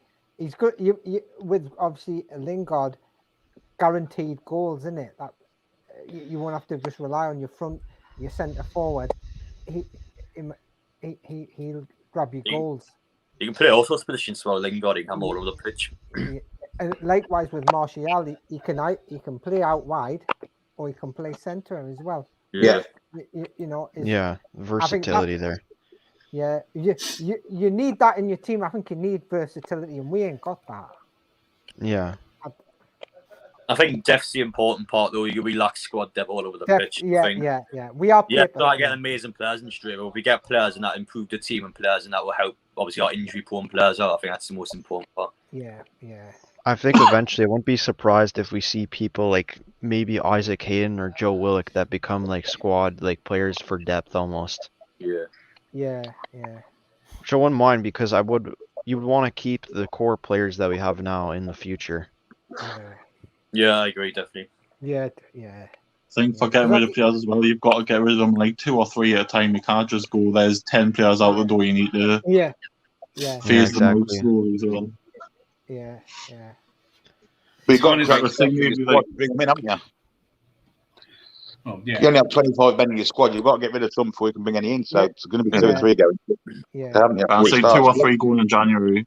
Jeff Hendrick and Kraft are on the chopping block. Those are the top 2 for sure.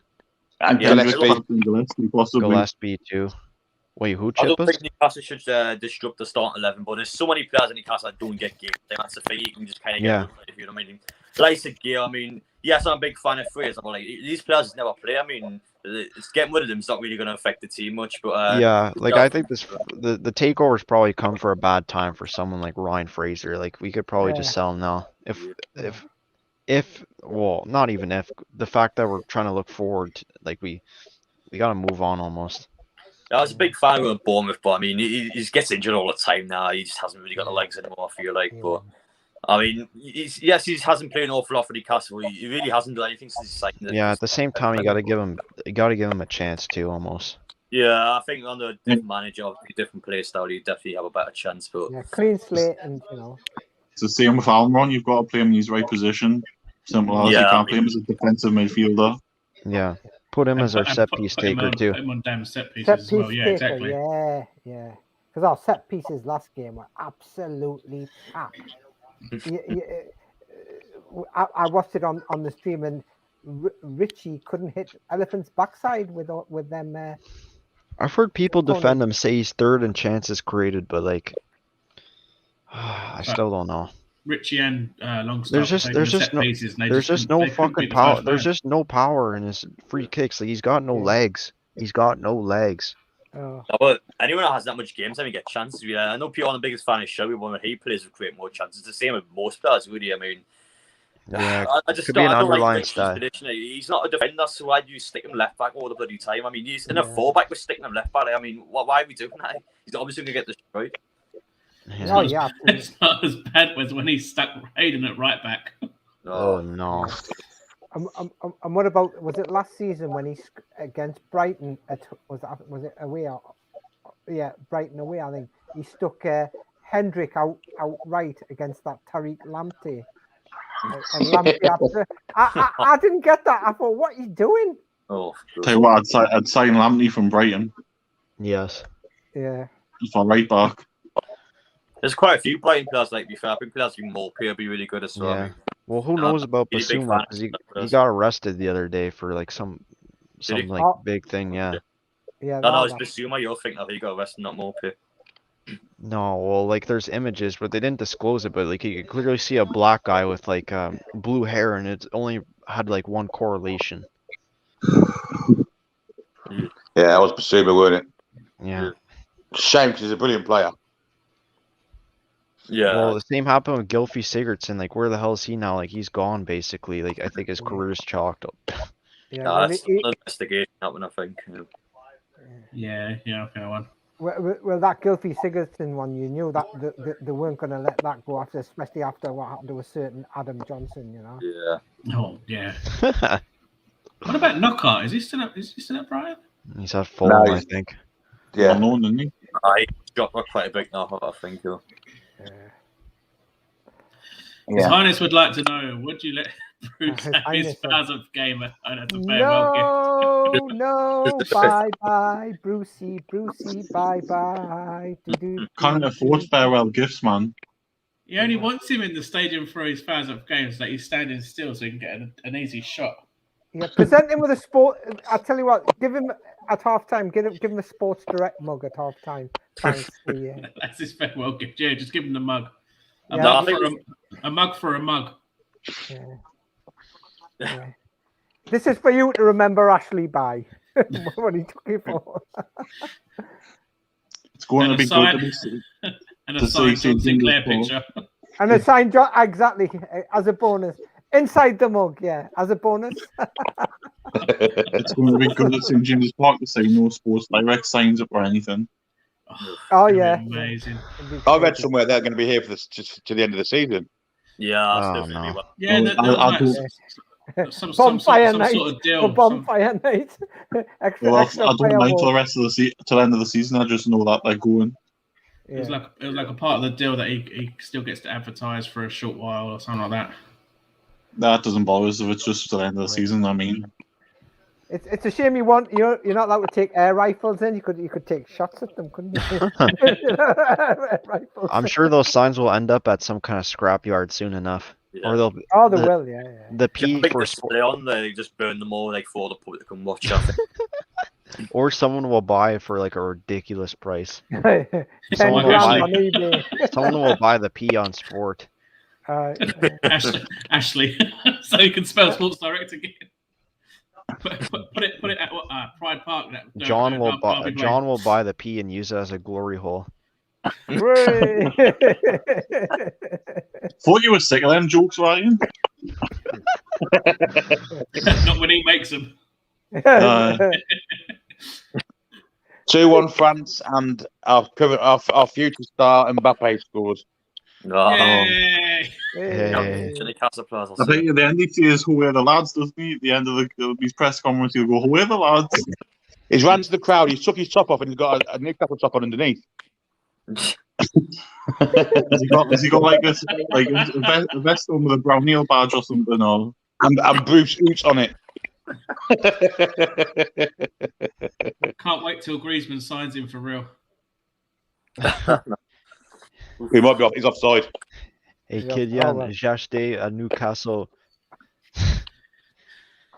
What was his excuse? Oh no, it's too cold up there. You know what? I saw that on TalkSport. People were like, "Who the hell's going to sign for Newcastle when the weather's crap?" It's like, okay, by that logic, then everyone would be playing like Sevilla or like go to Africa to play football. Yeah. Well, it even amazes me. You see like winter games where the place is covered in snow and everything, and there's still Newcastle fans sitting in the ground with their tops off and everything. Aye. I don't know about you, so I'd hate to play probably in the heat more. I would think. I think it'd be harder to play in the heat, but.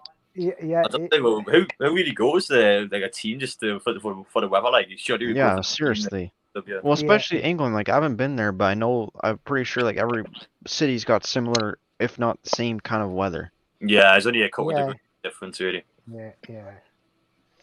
I mean, I literally watch games and I see like in the stands, people are wearing like toque and scarf and stuff, and I look at the weather, it's 8 degrees with wind. Like, come on, like come to Canada where it's like minus 20. Yeah. I couldn't last in that temperature. Yeah. Go to Russia, it's the closest place for you guys. Where you can buy your own pet called Oh. Steve Moose. Steve Moose. Yeah. That's a good one. Oh dear. Get your code. Danny O Cracker. coming in like Shane O'Mac here. Here comes the money. Here comes the money. Money, money, money, money, money, money, money, money, money. Here's the money. John Sinclair will be at the Spurs game. Oh, here we go. Touching Oh. photos and autographs expanding. Steve Did Moose, I like that.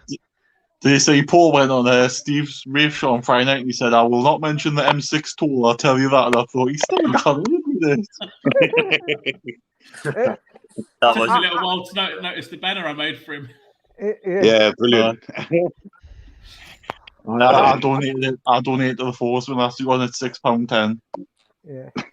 I can't Yeah, remember so what actually- I paid. I got collared there a few years Yeah. back. It was a case of out with the card and bing. I thought.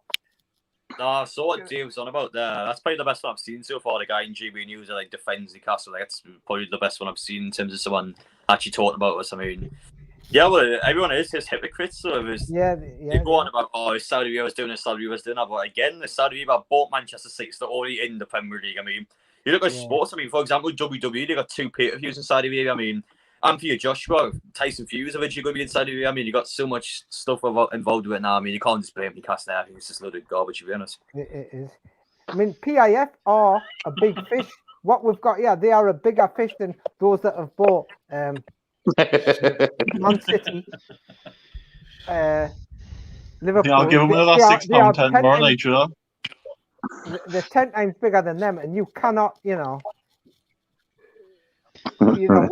are riding on a big fish here. What we bought, we've got a big fish bought in this now. See, I'm glad there is like quite a like from what I've seen, quite a majority of like neutral fans are like really like happy for us for this takeover. Yeah. And then there's some that have absolutely no context of what we've had to deal with. Yeah. And they're like, "Oh, you're sports washing, you're ruining football." Yeah. Oh, no. So and those are the same people that are expecting us to go and buy Mbappe in Holland in next summer. Yeah, exactly. I would say if we're doing sports washing, that means Disney are doing cartoon washing. Therefore, therefore, was it Formula One are doing what? I don't know. What would you call it? Race car washing? I don't know. Oh man, Car washing. With the old sponges doing the old. I've bookmarked and retweeted so much stuff just for future in case anyone tries to have a go at me. I'll be like, here you go. Like this is like Terry from the Football Terrace. I don't know if you guys watch him, but like he was spot on with most of the things he was saying about us. Yeah.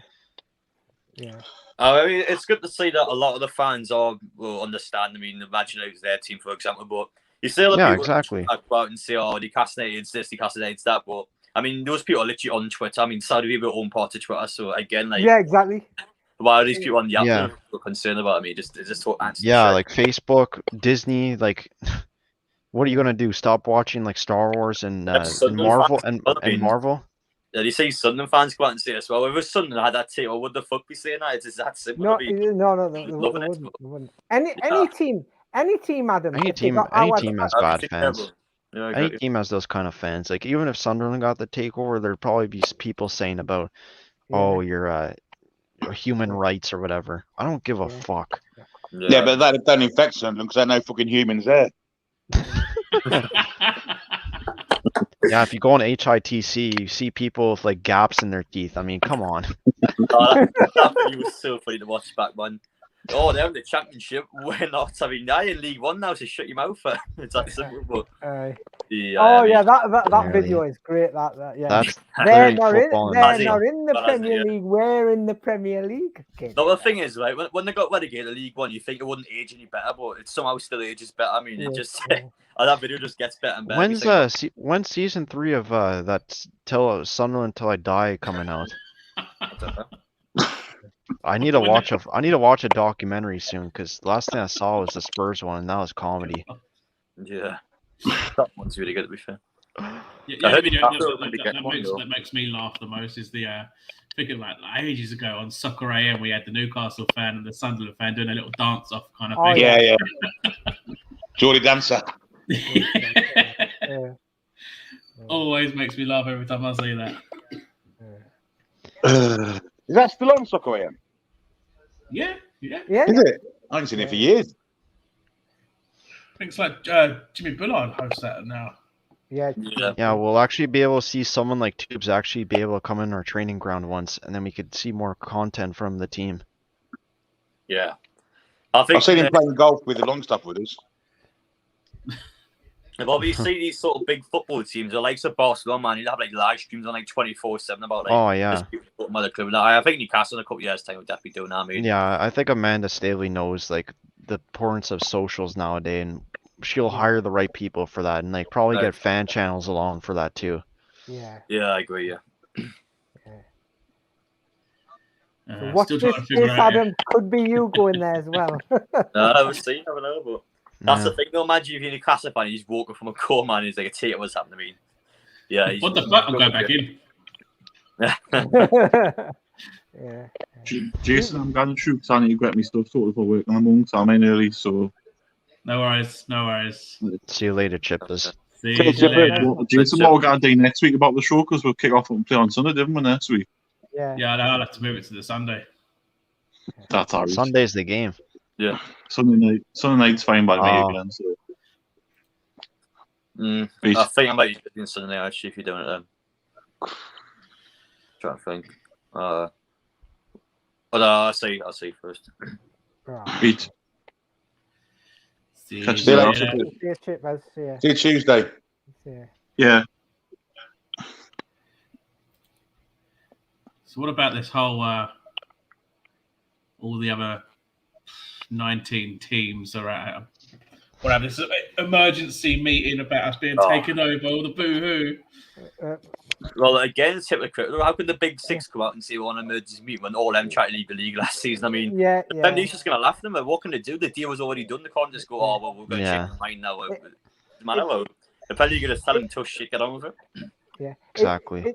It's like documents are being exchanged, the proper paperwork's being done. Yeah.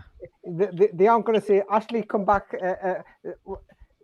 Ashley's already going to say, here, there's your 305 million quid back. Get away and shine. But it's not like the Premier League just like, you know what, you can just come in. Like, actually, you have to go for all the documents, go for all these legal stuff. I mean, everything's done properly, so I mean, you can't just change it. I think it's in the Premier League rules that if they make a decision, it can't be like reneged against. What are they going to do? Like, it's done. Nothing's out. Nothing else is going to happen. Yeah, it's sour grapes at the end of the day. It all smells of sour grapes from the other night. Yeah, exactly. It would be actually move, I think. Honestly, in my opinion, these owners just need to freaking mind their own business, man. Like, focus on your own club. Like, Glazers should be focusing more on their own team, trying to win them titles rather than focusing on Ronaldo shirt sales. Daniel Levy should be focusing more on his own team and how to build rather than fucking NFL games. And freaking fights at his own stadium. Like, cry more, you bald prick. Exactly. I mean, I can't believe the West Ham lot are moaning about it. I mean, they've got a stadium there for nothing that no one said anything about. Tax free. Oh yeah, the Olympic Stadium. Yeah, that's right. Yeah. Stadium for nothing. They had that. They had that battle with Spurs to get that. Yeah.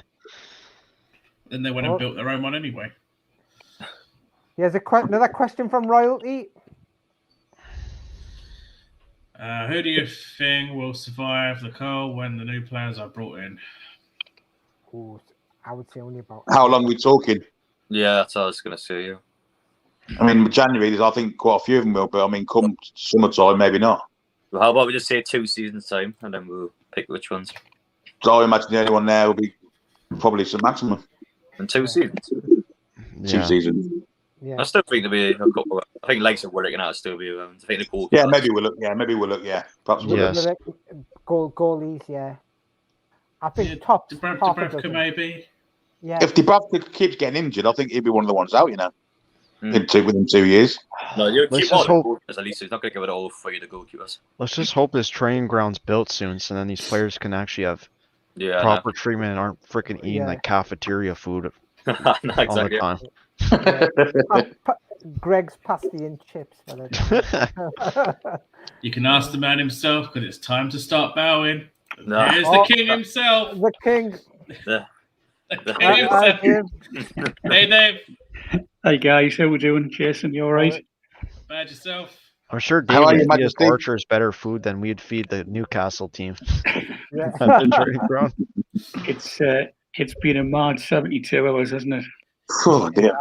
Oh, yes. I mean, here we were this time last week, depressed after Wolves, talking about would we take Eddie Howe or somebody else, or free transfers in January just to try and boost the numbers.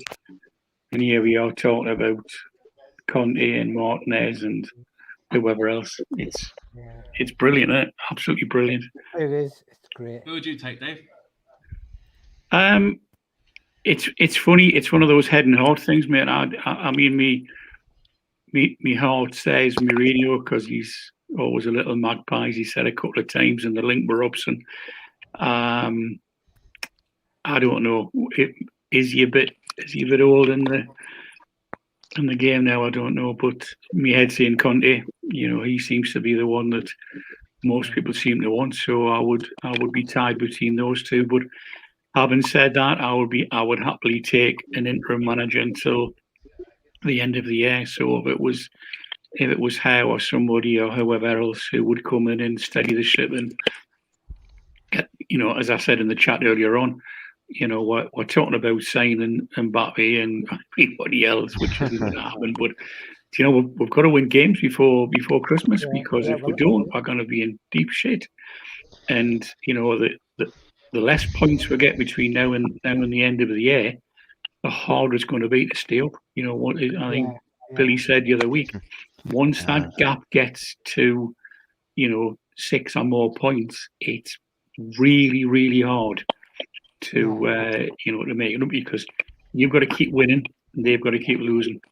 Yeah. And that is. What a save! And plus, now we're going to have a massive target on our back, ain't we? Oh, absolutely. Yeah. I mean, it's going to be everybody's cup final, isn't it? Literally. Oh, how King this crossing, he'll give you a right hook. I know. I didn't hit him. Well, not that hard anyway. So. King Dave. Very bold. Very mate.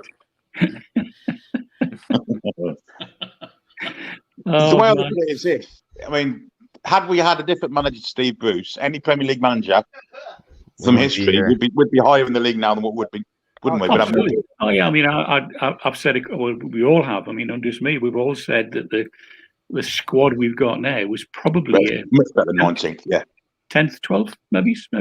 Yeah. Maybe 9th, possibly on a good season. But you know, I mean, you joked before about, you know, they'll bring Dubravka back and put him up front, you know, and put bloody Joe Linton in goal. I mean, that's the type of thing that, you know. And I've never had any animosity towards Steve Bruce as a bloke. Yeah. You know, my wife was at the school at Benfield School, and he was then, so he's a lovely lad.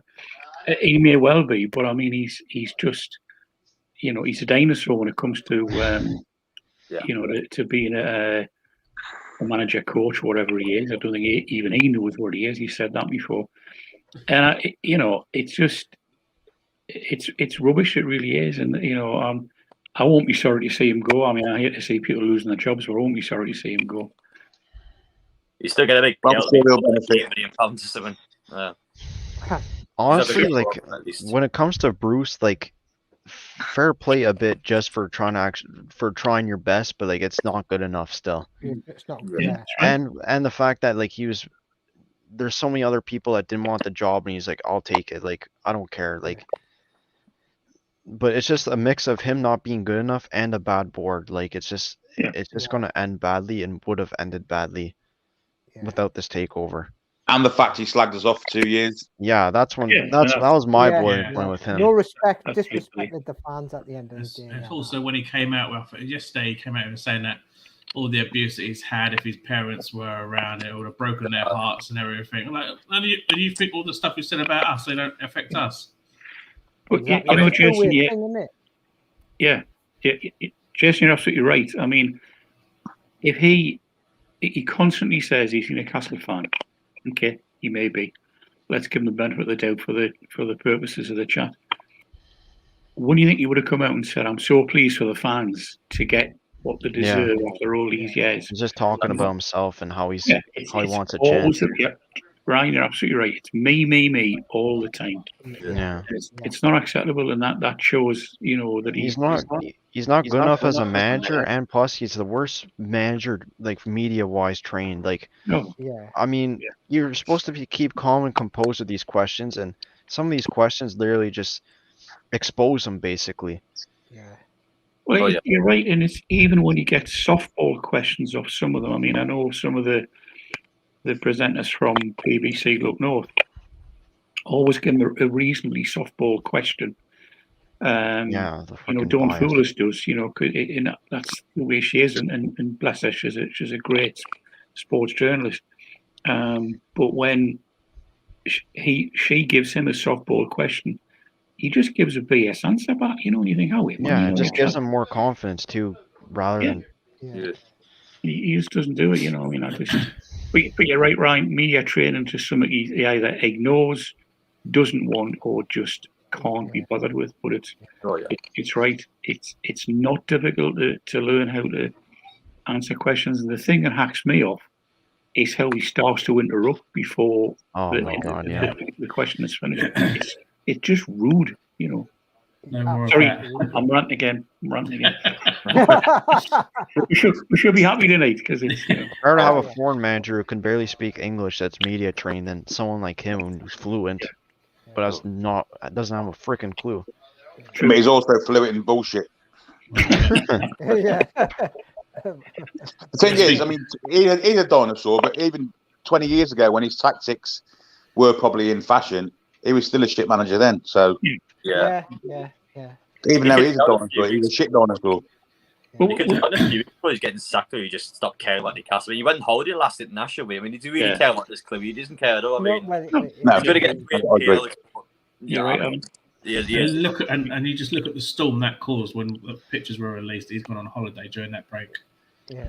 Exactly. Well, what kind of manager does that? What kind of Newcastle fan does that? I mean, he doesn't care about the club at all, and that's why he hasn't actually Newcastle fans about his takeover because he didn't give one. Well, as I said the last time, Adam and Jason, when I was on, had he come back and said, "You know what? I went there because I was pissed off. I couldn't get how I wanted. I was shafted by the board. I had to go away and clear my head for a couple of days, and I just need to get away." And he would have thought, "Nah, okay, fair play, buddy, lad." And he would have had everyone to say that, wouldn't he? Rafa Benitez had the same deal with the same thing, even less, because he wasn't given people like Callum Wilson. He was given Hosselu. Yeah, but that's the thing with Steve Bruce, though. Like, if I was in Steve Bruce's position after the takeover, I would have came out and went, the reason why we've been struggling is because of Mike Ashley. He hasn't been funding the players. We haven't been making transfers. Like, I would blame Mike Ashley for Steve Bruce's position, but he doesn't. Yeah. He said he just goes, I've had a hard time. I deserve another chance. I mean, like, I don't get it. Like, I never heard Rafa Benitez talk about that. He was composed about that. Yeah. The thing is, he had every right to do that and come out and criticise the board and the owner because they've had him under the bus, didn't they? They threw him under the bus big time. But did he come out? No, he kind of, Yeah, protect himself. He was a fucking yes man. That's all there is to it. He was everything, And a week or two prior to that, he was saying, "I'll be banging on the door just to demanding funds to spend in the window and everything." And he got absolutely. How did that go? Sorry, Jason, I'm just looking at Danielle's comment. Imagine the players' faces when they react. 2 day a week training session. I finished. Parties over, lads. Danielle, that's absolutely brilliant.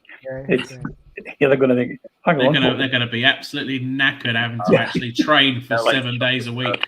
And you know what? They might actually get fit eventually by the the middle end of November, December. But Well, imagine a look at a manager like Conte would get when he's had the players in for a full week of training by Thursday, Friday, just can't even walk around anymore. I mean, these sort of world-class managers would be a shock, wouldn't it? Yeah, these players are in for another preseason, basically. Shock treatment. They're in for a rude awakening. They're almost in for like a preseason when the new manager comes in. Yeah, True.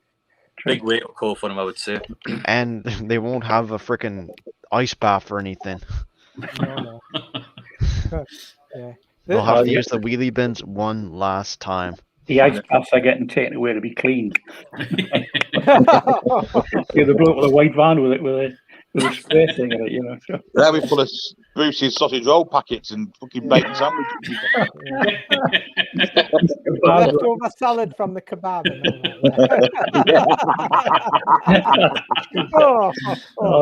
Who's put this shit on the meat kebab? Did you see the one? I don't know where it was. We made a mine sent it the other day, and it had a picture of. I mean, I presume it was photoshopped of Bruce at a kebab shop, and he was saying, "Double everything, pet. I've just come into some money."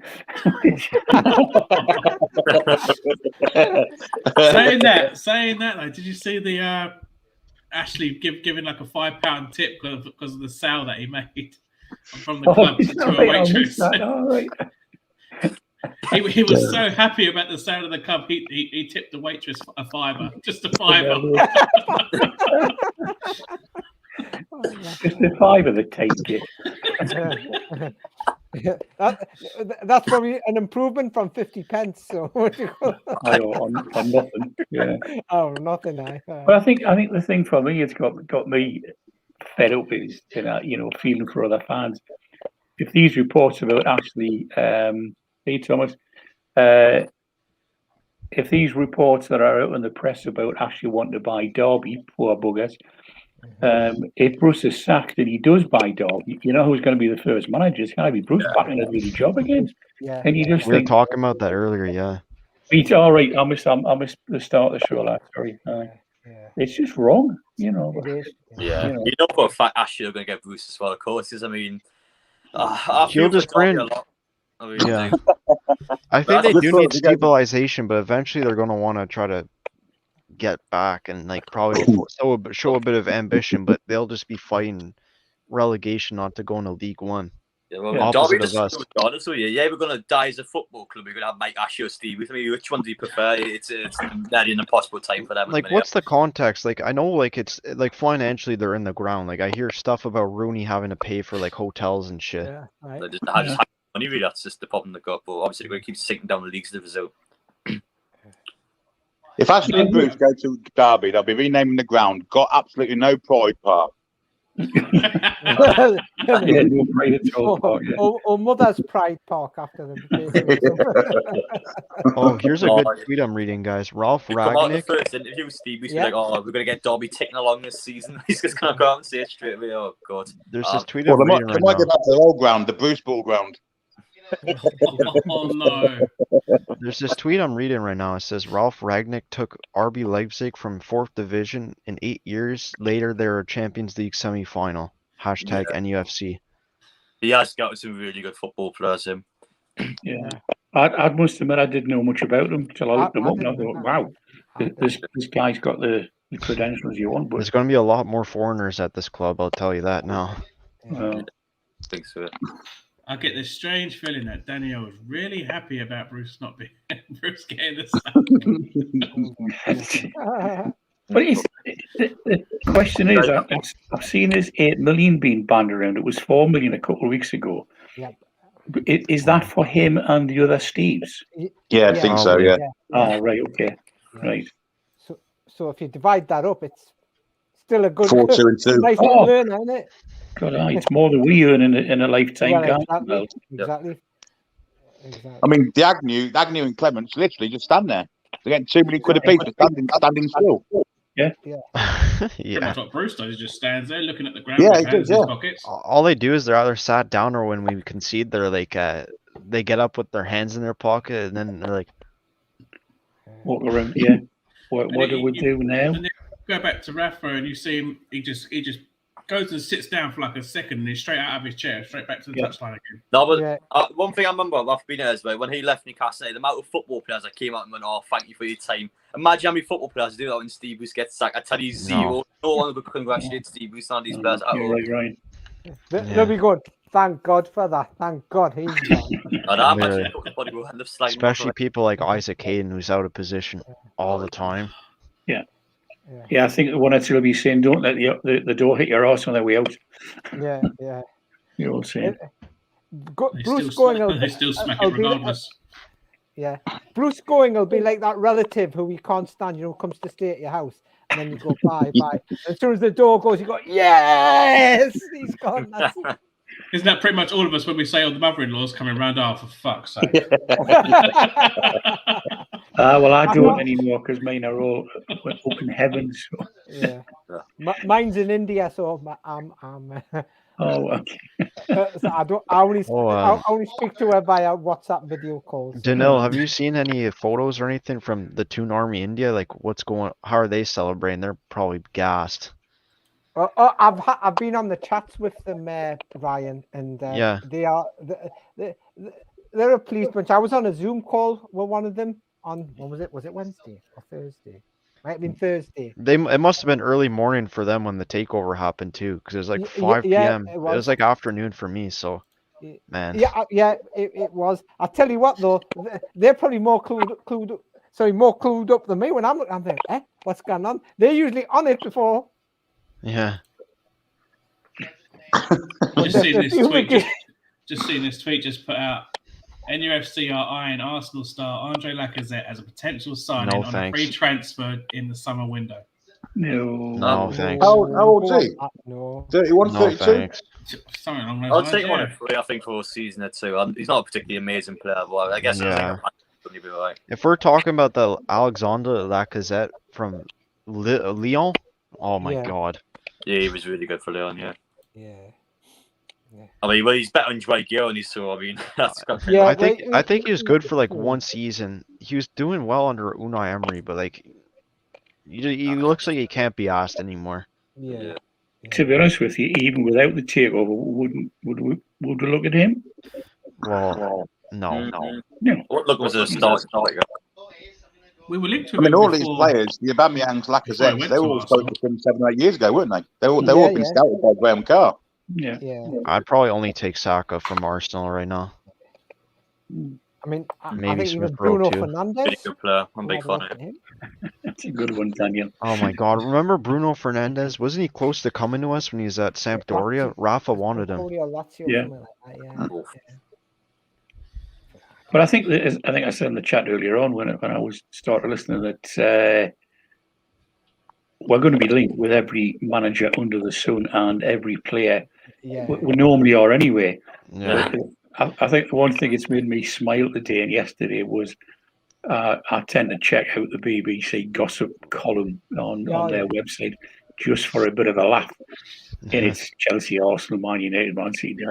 And today it's 4 or 5 bits for us. There was a couple yesterday. Oh, right, okay. And so you're now starting to take notice. Yeah, well, you can before it was like Newcastle United are being linked with Huddersfield starlet Albert Pontefract. £300,000 deal. Now it's Kylian Mbappe. Yeah, or it's so and so. Chelsea, Man United, whoever is looking at ESM or whatever. Great chat. Anyway, Donald. Yeah, all right. Cheers, Neil. Guys. Catch you later. See you soon, mate. Cheers. Cheers. We going to the 2 hour mark, Jason, I guess, or a bit after that? Keep on going. Let's go. The best time. If the takeover didn't happen, I'd probably leave like an hour ago. It would have been so dead. Takeover. What takeover? When did that happen? I'll tell you what it is. Has it happened?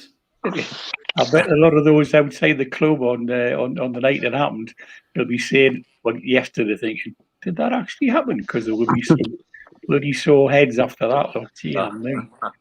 Imagine them thinking that we were cheering, and then Sam Fender turned up with his saxophonist. Yeah. And he's given Jackie Milburn statue and played local hero. Get out of here. That didn't happen. Did too. You know, one of the things that hacked me off was, I forget who it was, one of the Savin Softy press people put a picture of the morning after with all the rubbish out, and I said, "Oh, look at this! It's disgraceful. Look what they've done." Shut up, man. And you just thinking, but what you don't mention was the fact that the councillor got there at sort of 8 o'clock or whatever time it was, and quite a few fans apparently turned up to give them a hand to tidy up. They don't bloody well report that, the sods. No, that's general media nowadays. Well, you're right, Brian. It is. I mean, it just pisses me off. That's why I don't even really read articles that much unless it's from like Athletic nowadays. Like even on Twitter, like it says like there's like links to articles. Like I don't need to, like just by the title. I don't need to click it. Yeah.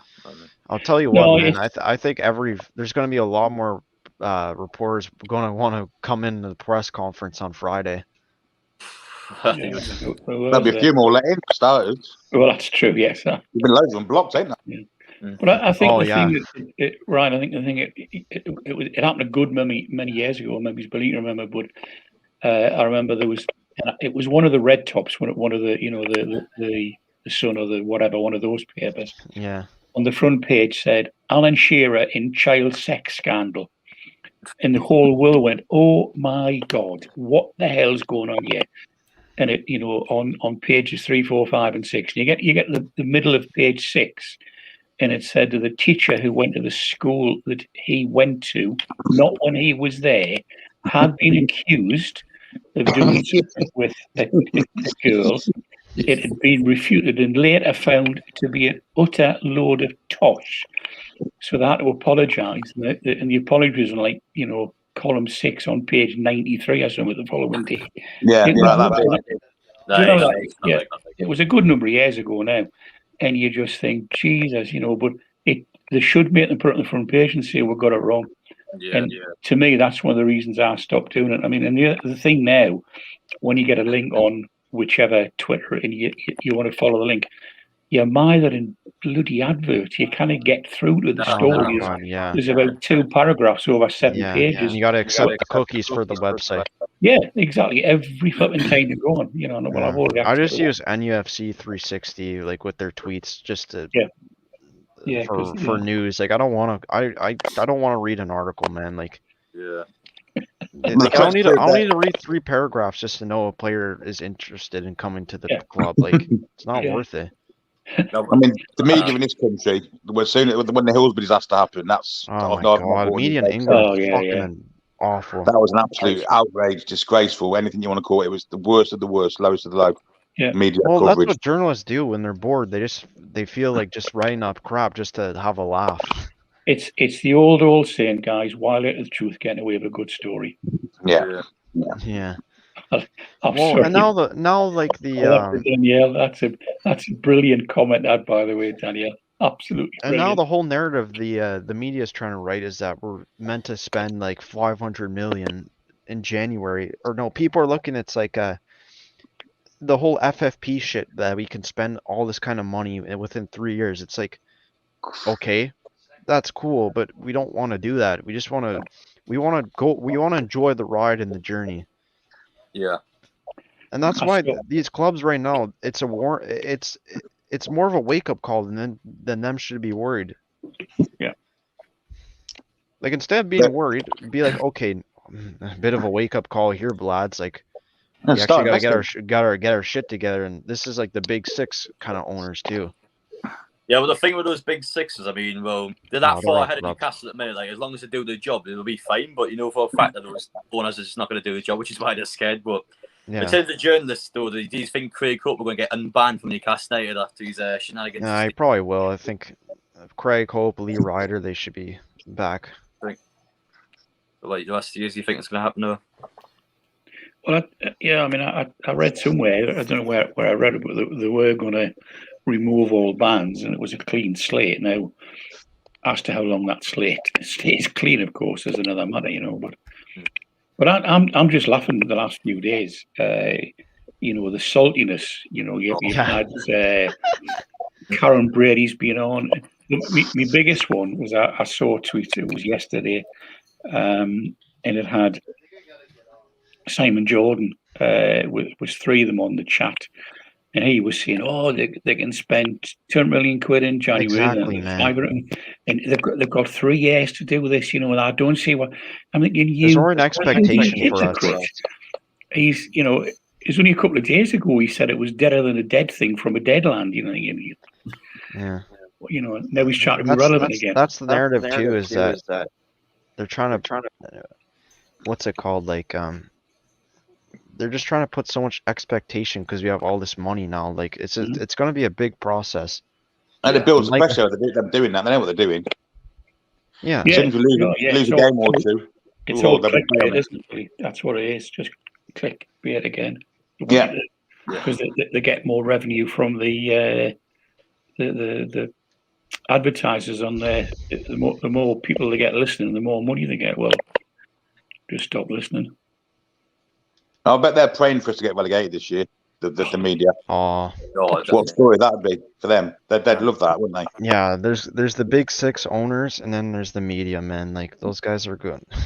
We gotta get used to it. I think everyone's going to be against Newcastle now due to this take. I mean, it's just jealousy, really. It's just and then like the trolls too, like in all the channels too, like they're going to be coming hard for people like Paul and Newcastle Fans TV, the Magpie channel. Like at this point, we just all got to embrace it and just fuck around with them because I don't give a shit what they think.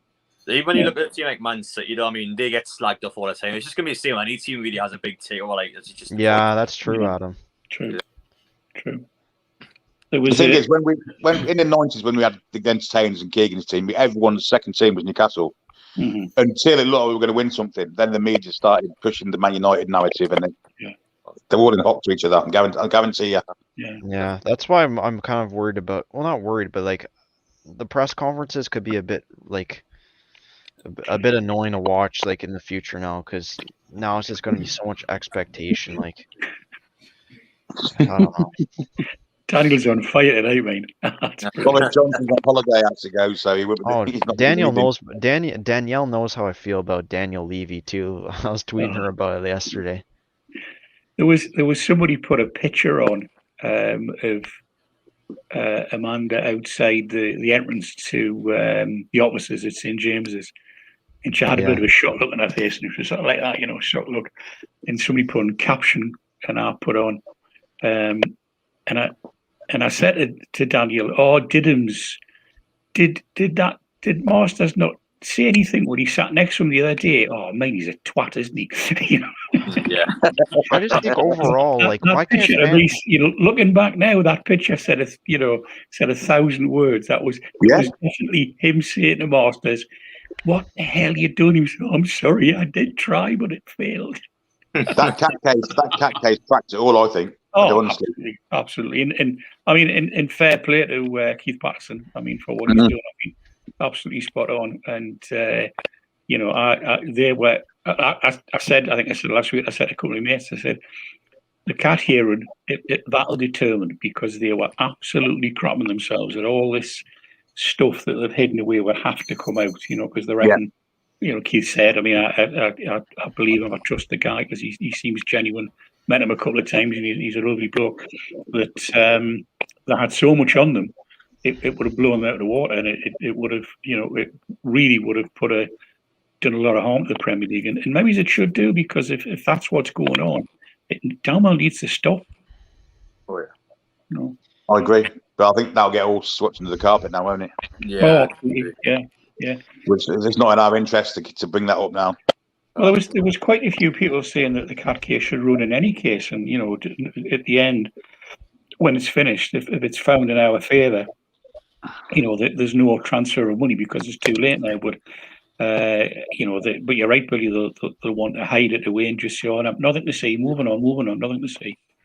Well, it'll become Mike Ashley's case, won't it? He might choose to carry on with it, mightn't he? But well, yeah, he's got a right to do it, yeah. But anyway, lads, I'm going to head off now. I've been on for a couple of hours. No worries. All right. Looking forward to see you, Adam. But take care. Good to meet you, man. Rich, nice to see you on Sunday if you're up next to the shop, Adam. Just look for the Saudi costume, mate. You see us, but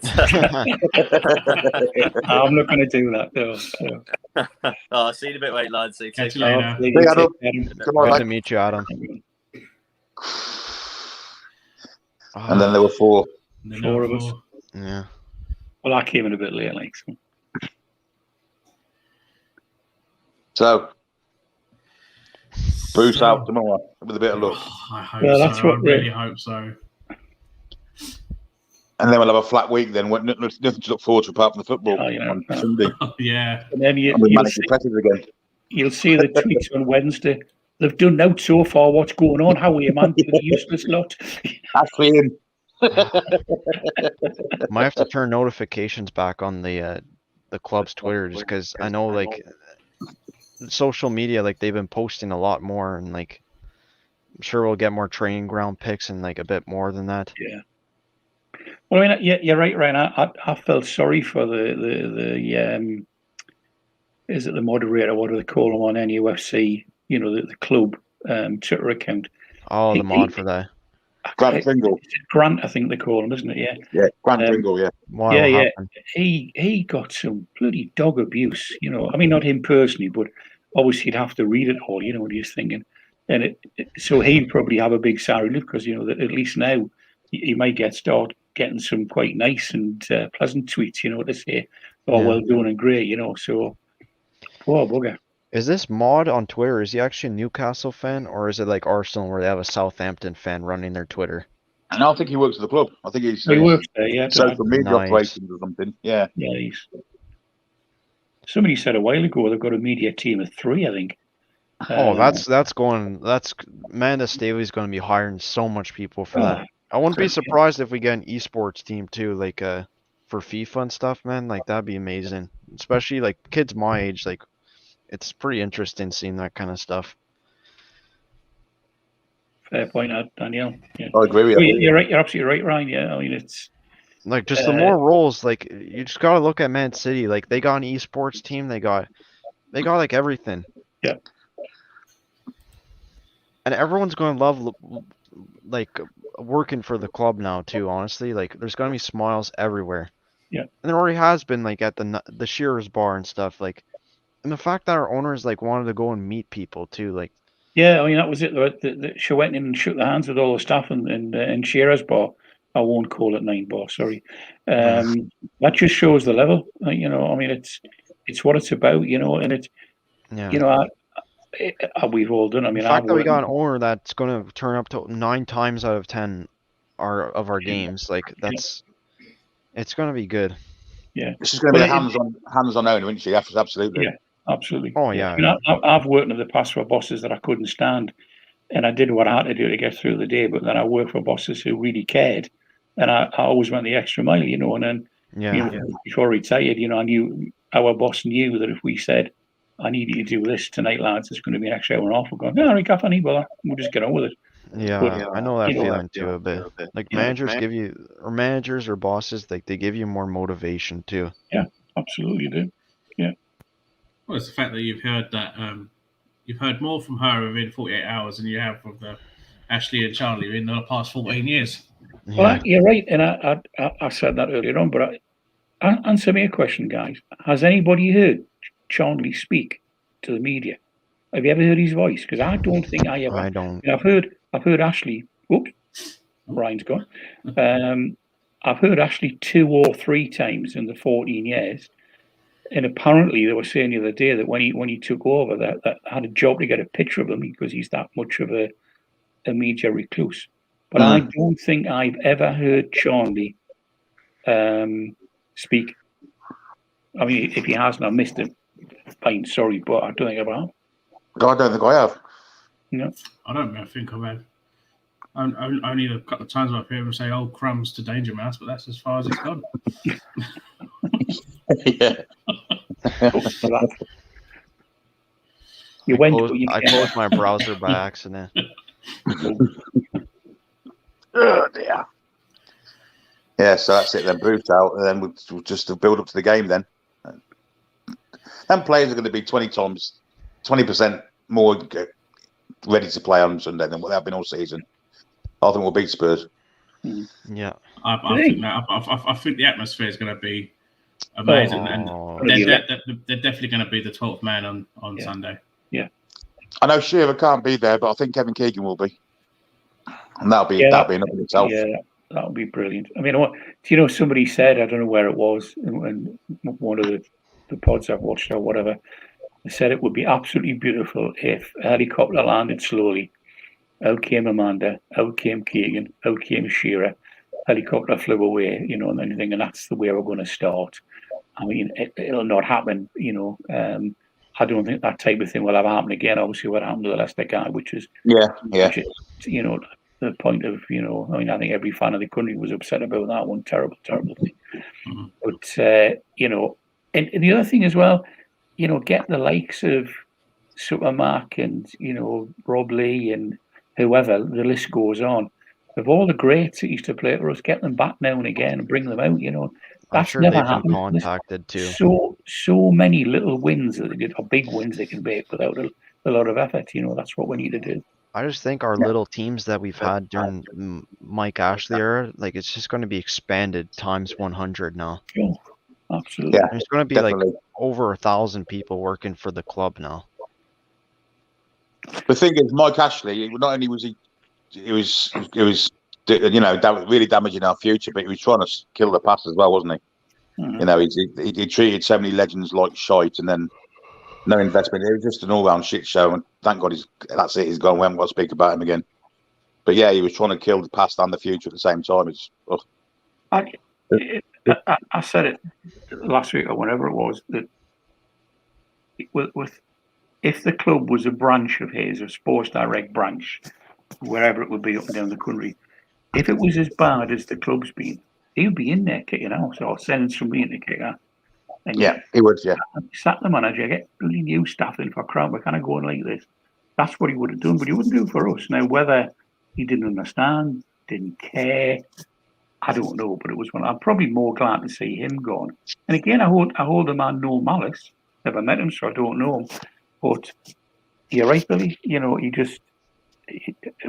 said he pushed the keys through the door this time last year and walked away and never been back since. He stopped caring. But guys, I'm gonna shoot now. I gotta eat dinner soon. Stuff like that.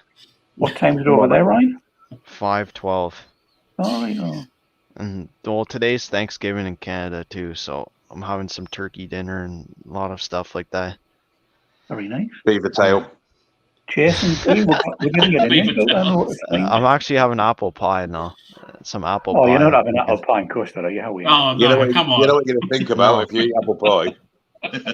Well, you know what I found out last week or like a few weeks ago is that French Canadians, to make the dough for apple pie, they use 7-Up or like, I don't know if it's in the UK, but it's basically Sprite.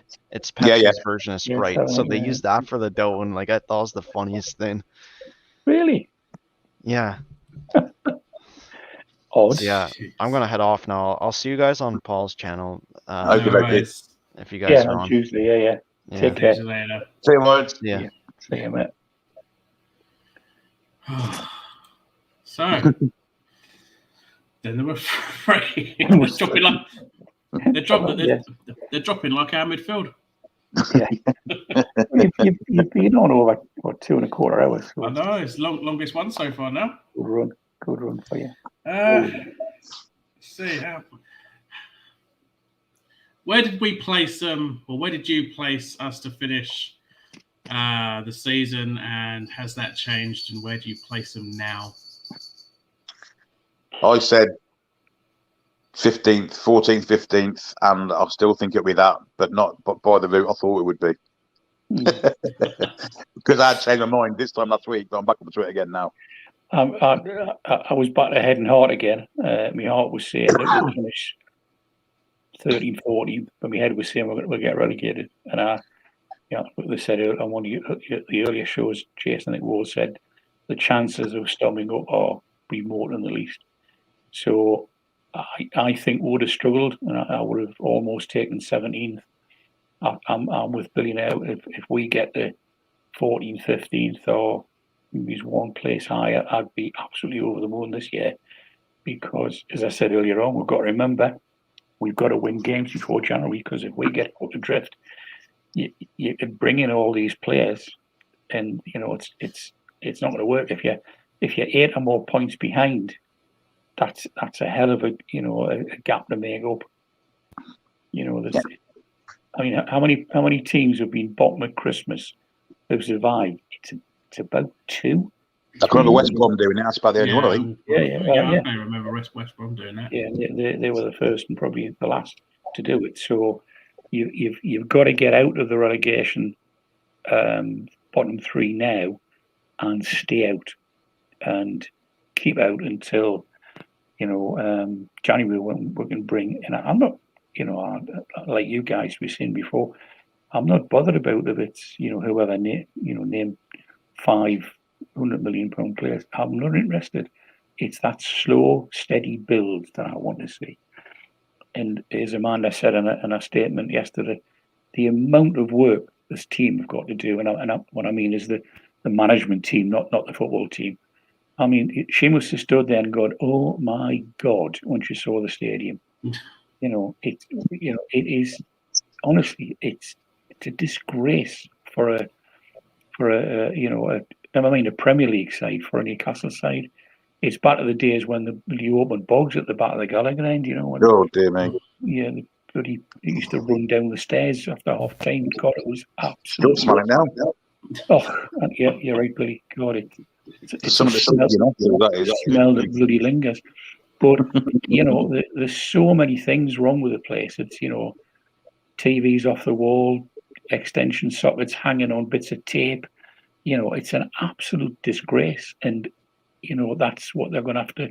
And they haven't got a magic wand. They haven't got a Harry Potter elder wand to wave it and it'll get done. It's going to take years. You can't do these things overnight. And somebody was saying on one of me mates on a WhatsApp chat before, and most of our ex-planners, and he said, what people don't realize, it could take 9 months to get the plans drawn up and get the plan application sorted. So that you're into the spring, and then a year to build it.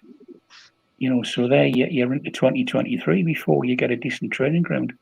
So I'm going to think. Yeah, I think though, with the Reubens having so much contacts buildings-wise in the city centre, I think they've got some clout on the council. The Reubens, I think they might get that. Well, yeah, I mean, with a major application, that would be you're looking at 13 weeks minimum to get it through. So it's 3 months. That's what it's a big, and I guess it will be. And then you've got building regs to go through as well. You're right. I mean, the planning team, they're restricted to the planning law and the planning legislation, and it's countrywide. It's not set by Newcastle. It's set by the government. And they've got to go through that, and it will be what it is. I mean, it's not something they can just wade through and lads, I crack on. No, it's got to go through the process. So yeah. I mean, I guess if it gets past the DFRA gets past, they could probably start. The first sod could be cut. They won't have to hang about and get it done. But it's not a quick process. It really isn't. No, it's going to be a slow build. Oh, but that process might have already started. We don't know that, do we? Well, yes, that's a fair point. Yes, I mean a lot of the groundwork that we don't know about. I mean, so many people kept saying it's all going on in the background, and we were saying the same thing. Well, we hope it is. We didn't know it was, but obviously it was. And the couple of switches are flicked, and there we are. We are here now.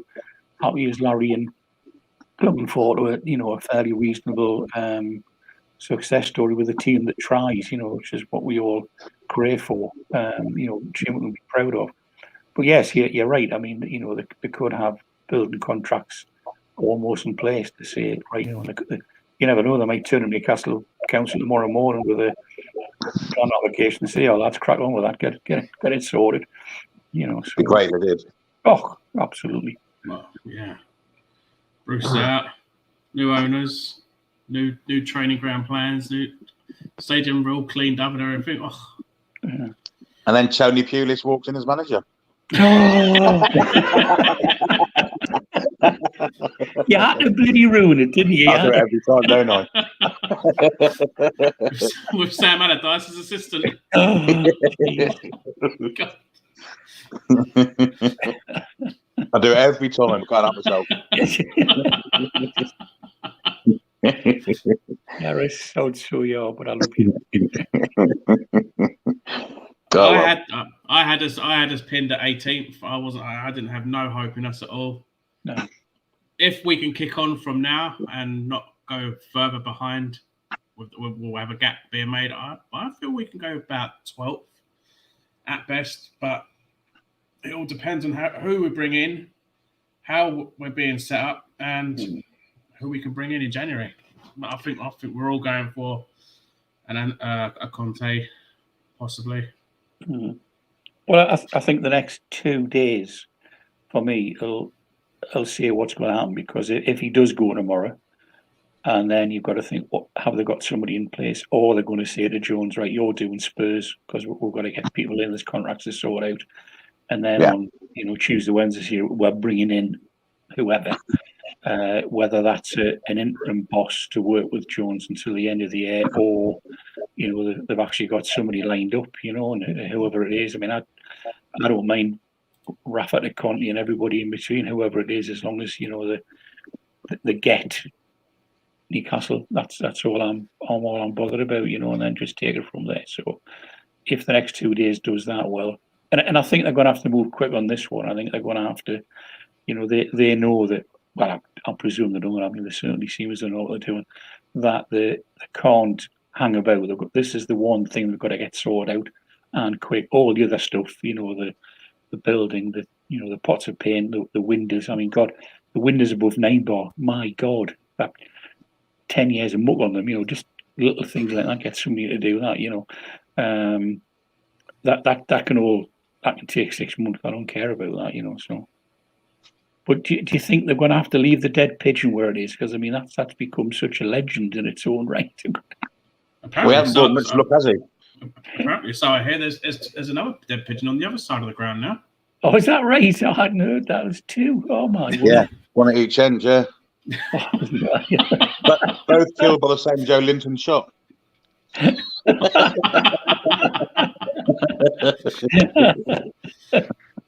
Oh, Jesus Christ. Oh, dear. Very well. Well, I think we'll call it there then, guys. Thanks for having me on. Cheers for having me on, Jason. I thoroughly enjoyed it. Thanks for making me debut on your show, mate. I enjoyed it. All links will be in description for your Twitters and your YouTubes. Yeah. Brilliant. But cheers for coming on, guys. No, that's excellent. See you all soon. See you all Tuesday, probably. Tuesday, yeah, probably. Tuesday, yeah. Oh, yeah. Okay, that's going to be later. Right. That's going to be some show. See you later, boys. See ya. Cheers. Bye, everybody. Take care. So there you have it, guys. Didn't really talk much about the takeover, but what we had a show. There you go. He looks certain to be gone within the next 48 hours. Just looking on Twitter now, it looks like he could very well be gone tomorrow. 8 mil to terminate his contract. I don't care how much they pay him as long as he's gone. So, good riddance to him. Thanks to all the guests come on tonight. All their links will be in description. I need to add the King himself into that list as well, but I'll do that straight after the video, so then you can all go give them a follow. Give everyone else a follow, sub to their channels, sub to me as well. Drop a like, share it about, let everyone know about me. And thanks for coming along. I will do a match preview for Spurs game on, let's see, we play on Sunday, so that video will drop roughly around Thursday. So you can all know what I think about that Spurs game. And hopefully we should have a new manager, if possibly by then. If not, I'll go with what maybe Graham Jones will go for. He's bound to be the one in the dugout for that game, if no manager is brought in. Antonio Conte, heavily linked. Would I take him? Yes. Eddie Howe, would I take him? Do you know what? I probably wouldn't take him. He's young and he's got a decent managerial brain on him, but I think we can go a little more now that we are the richest club in the world now. So Yeah, and Antonio Conte definitely won for me. But until Thursday, cheers for coming by. Thanks to all my guests. And take care. See you later. We got our club back. Bruce is gone. Hip, hip, hooray. See ya.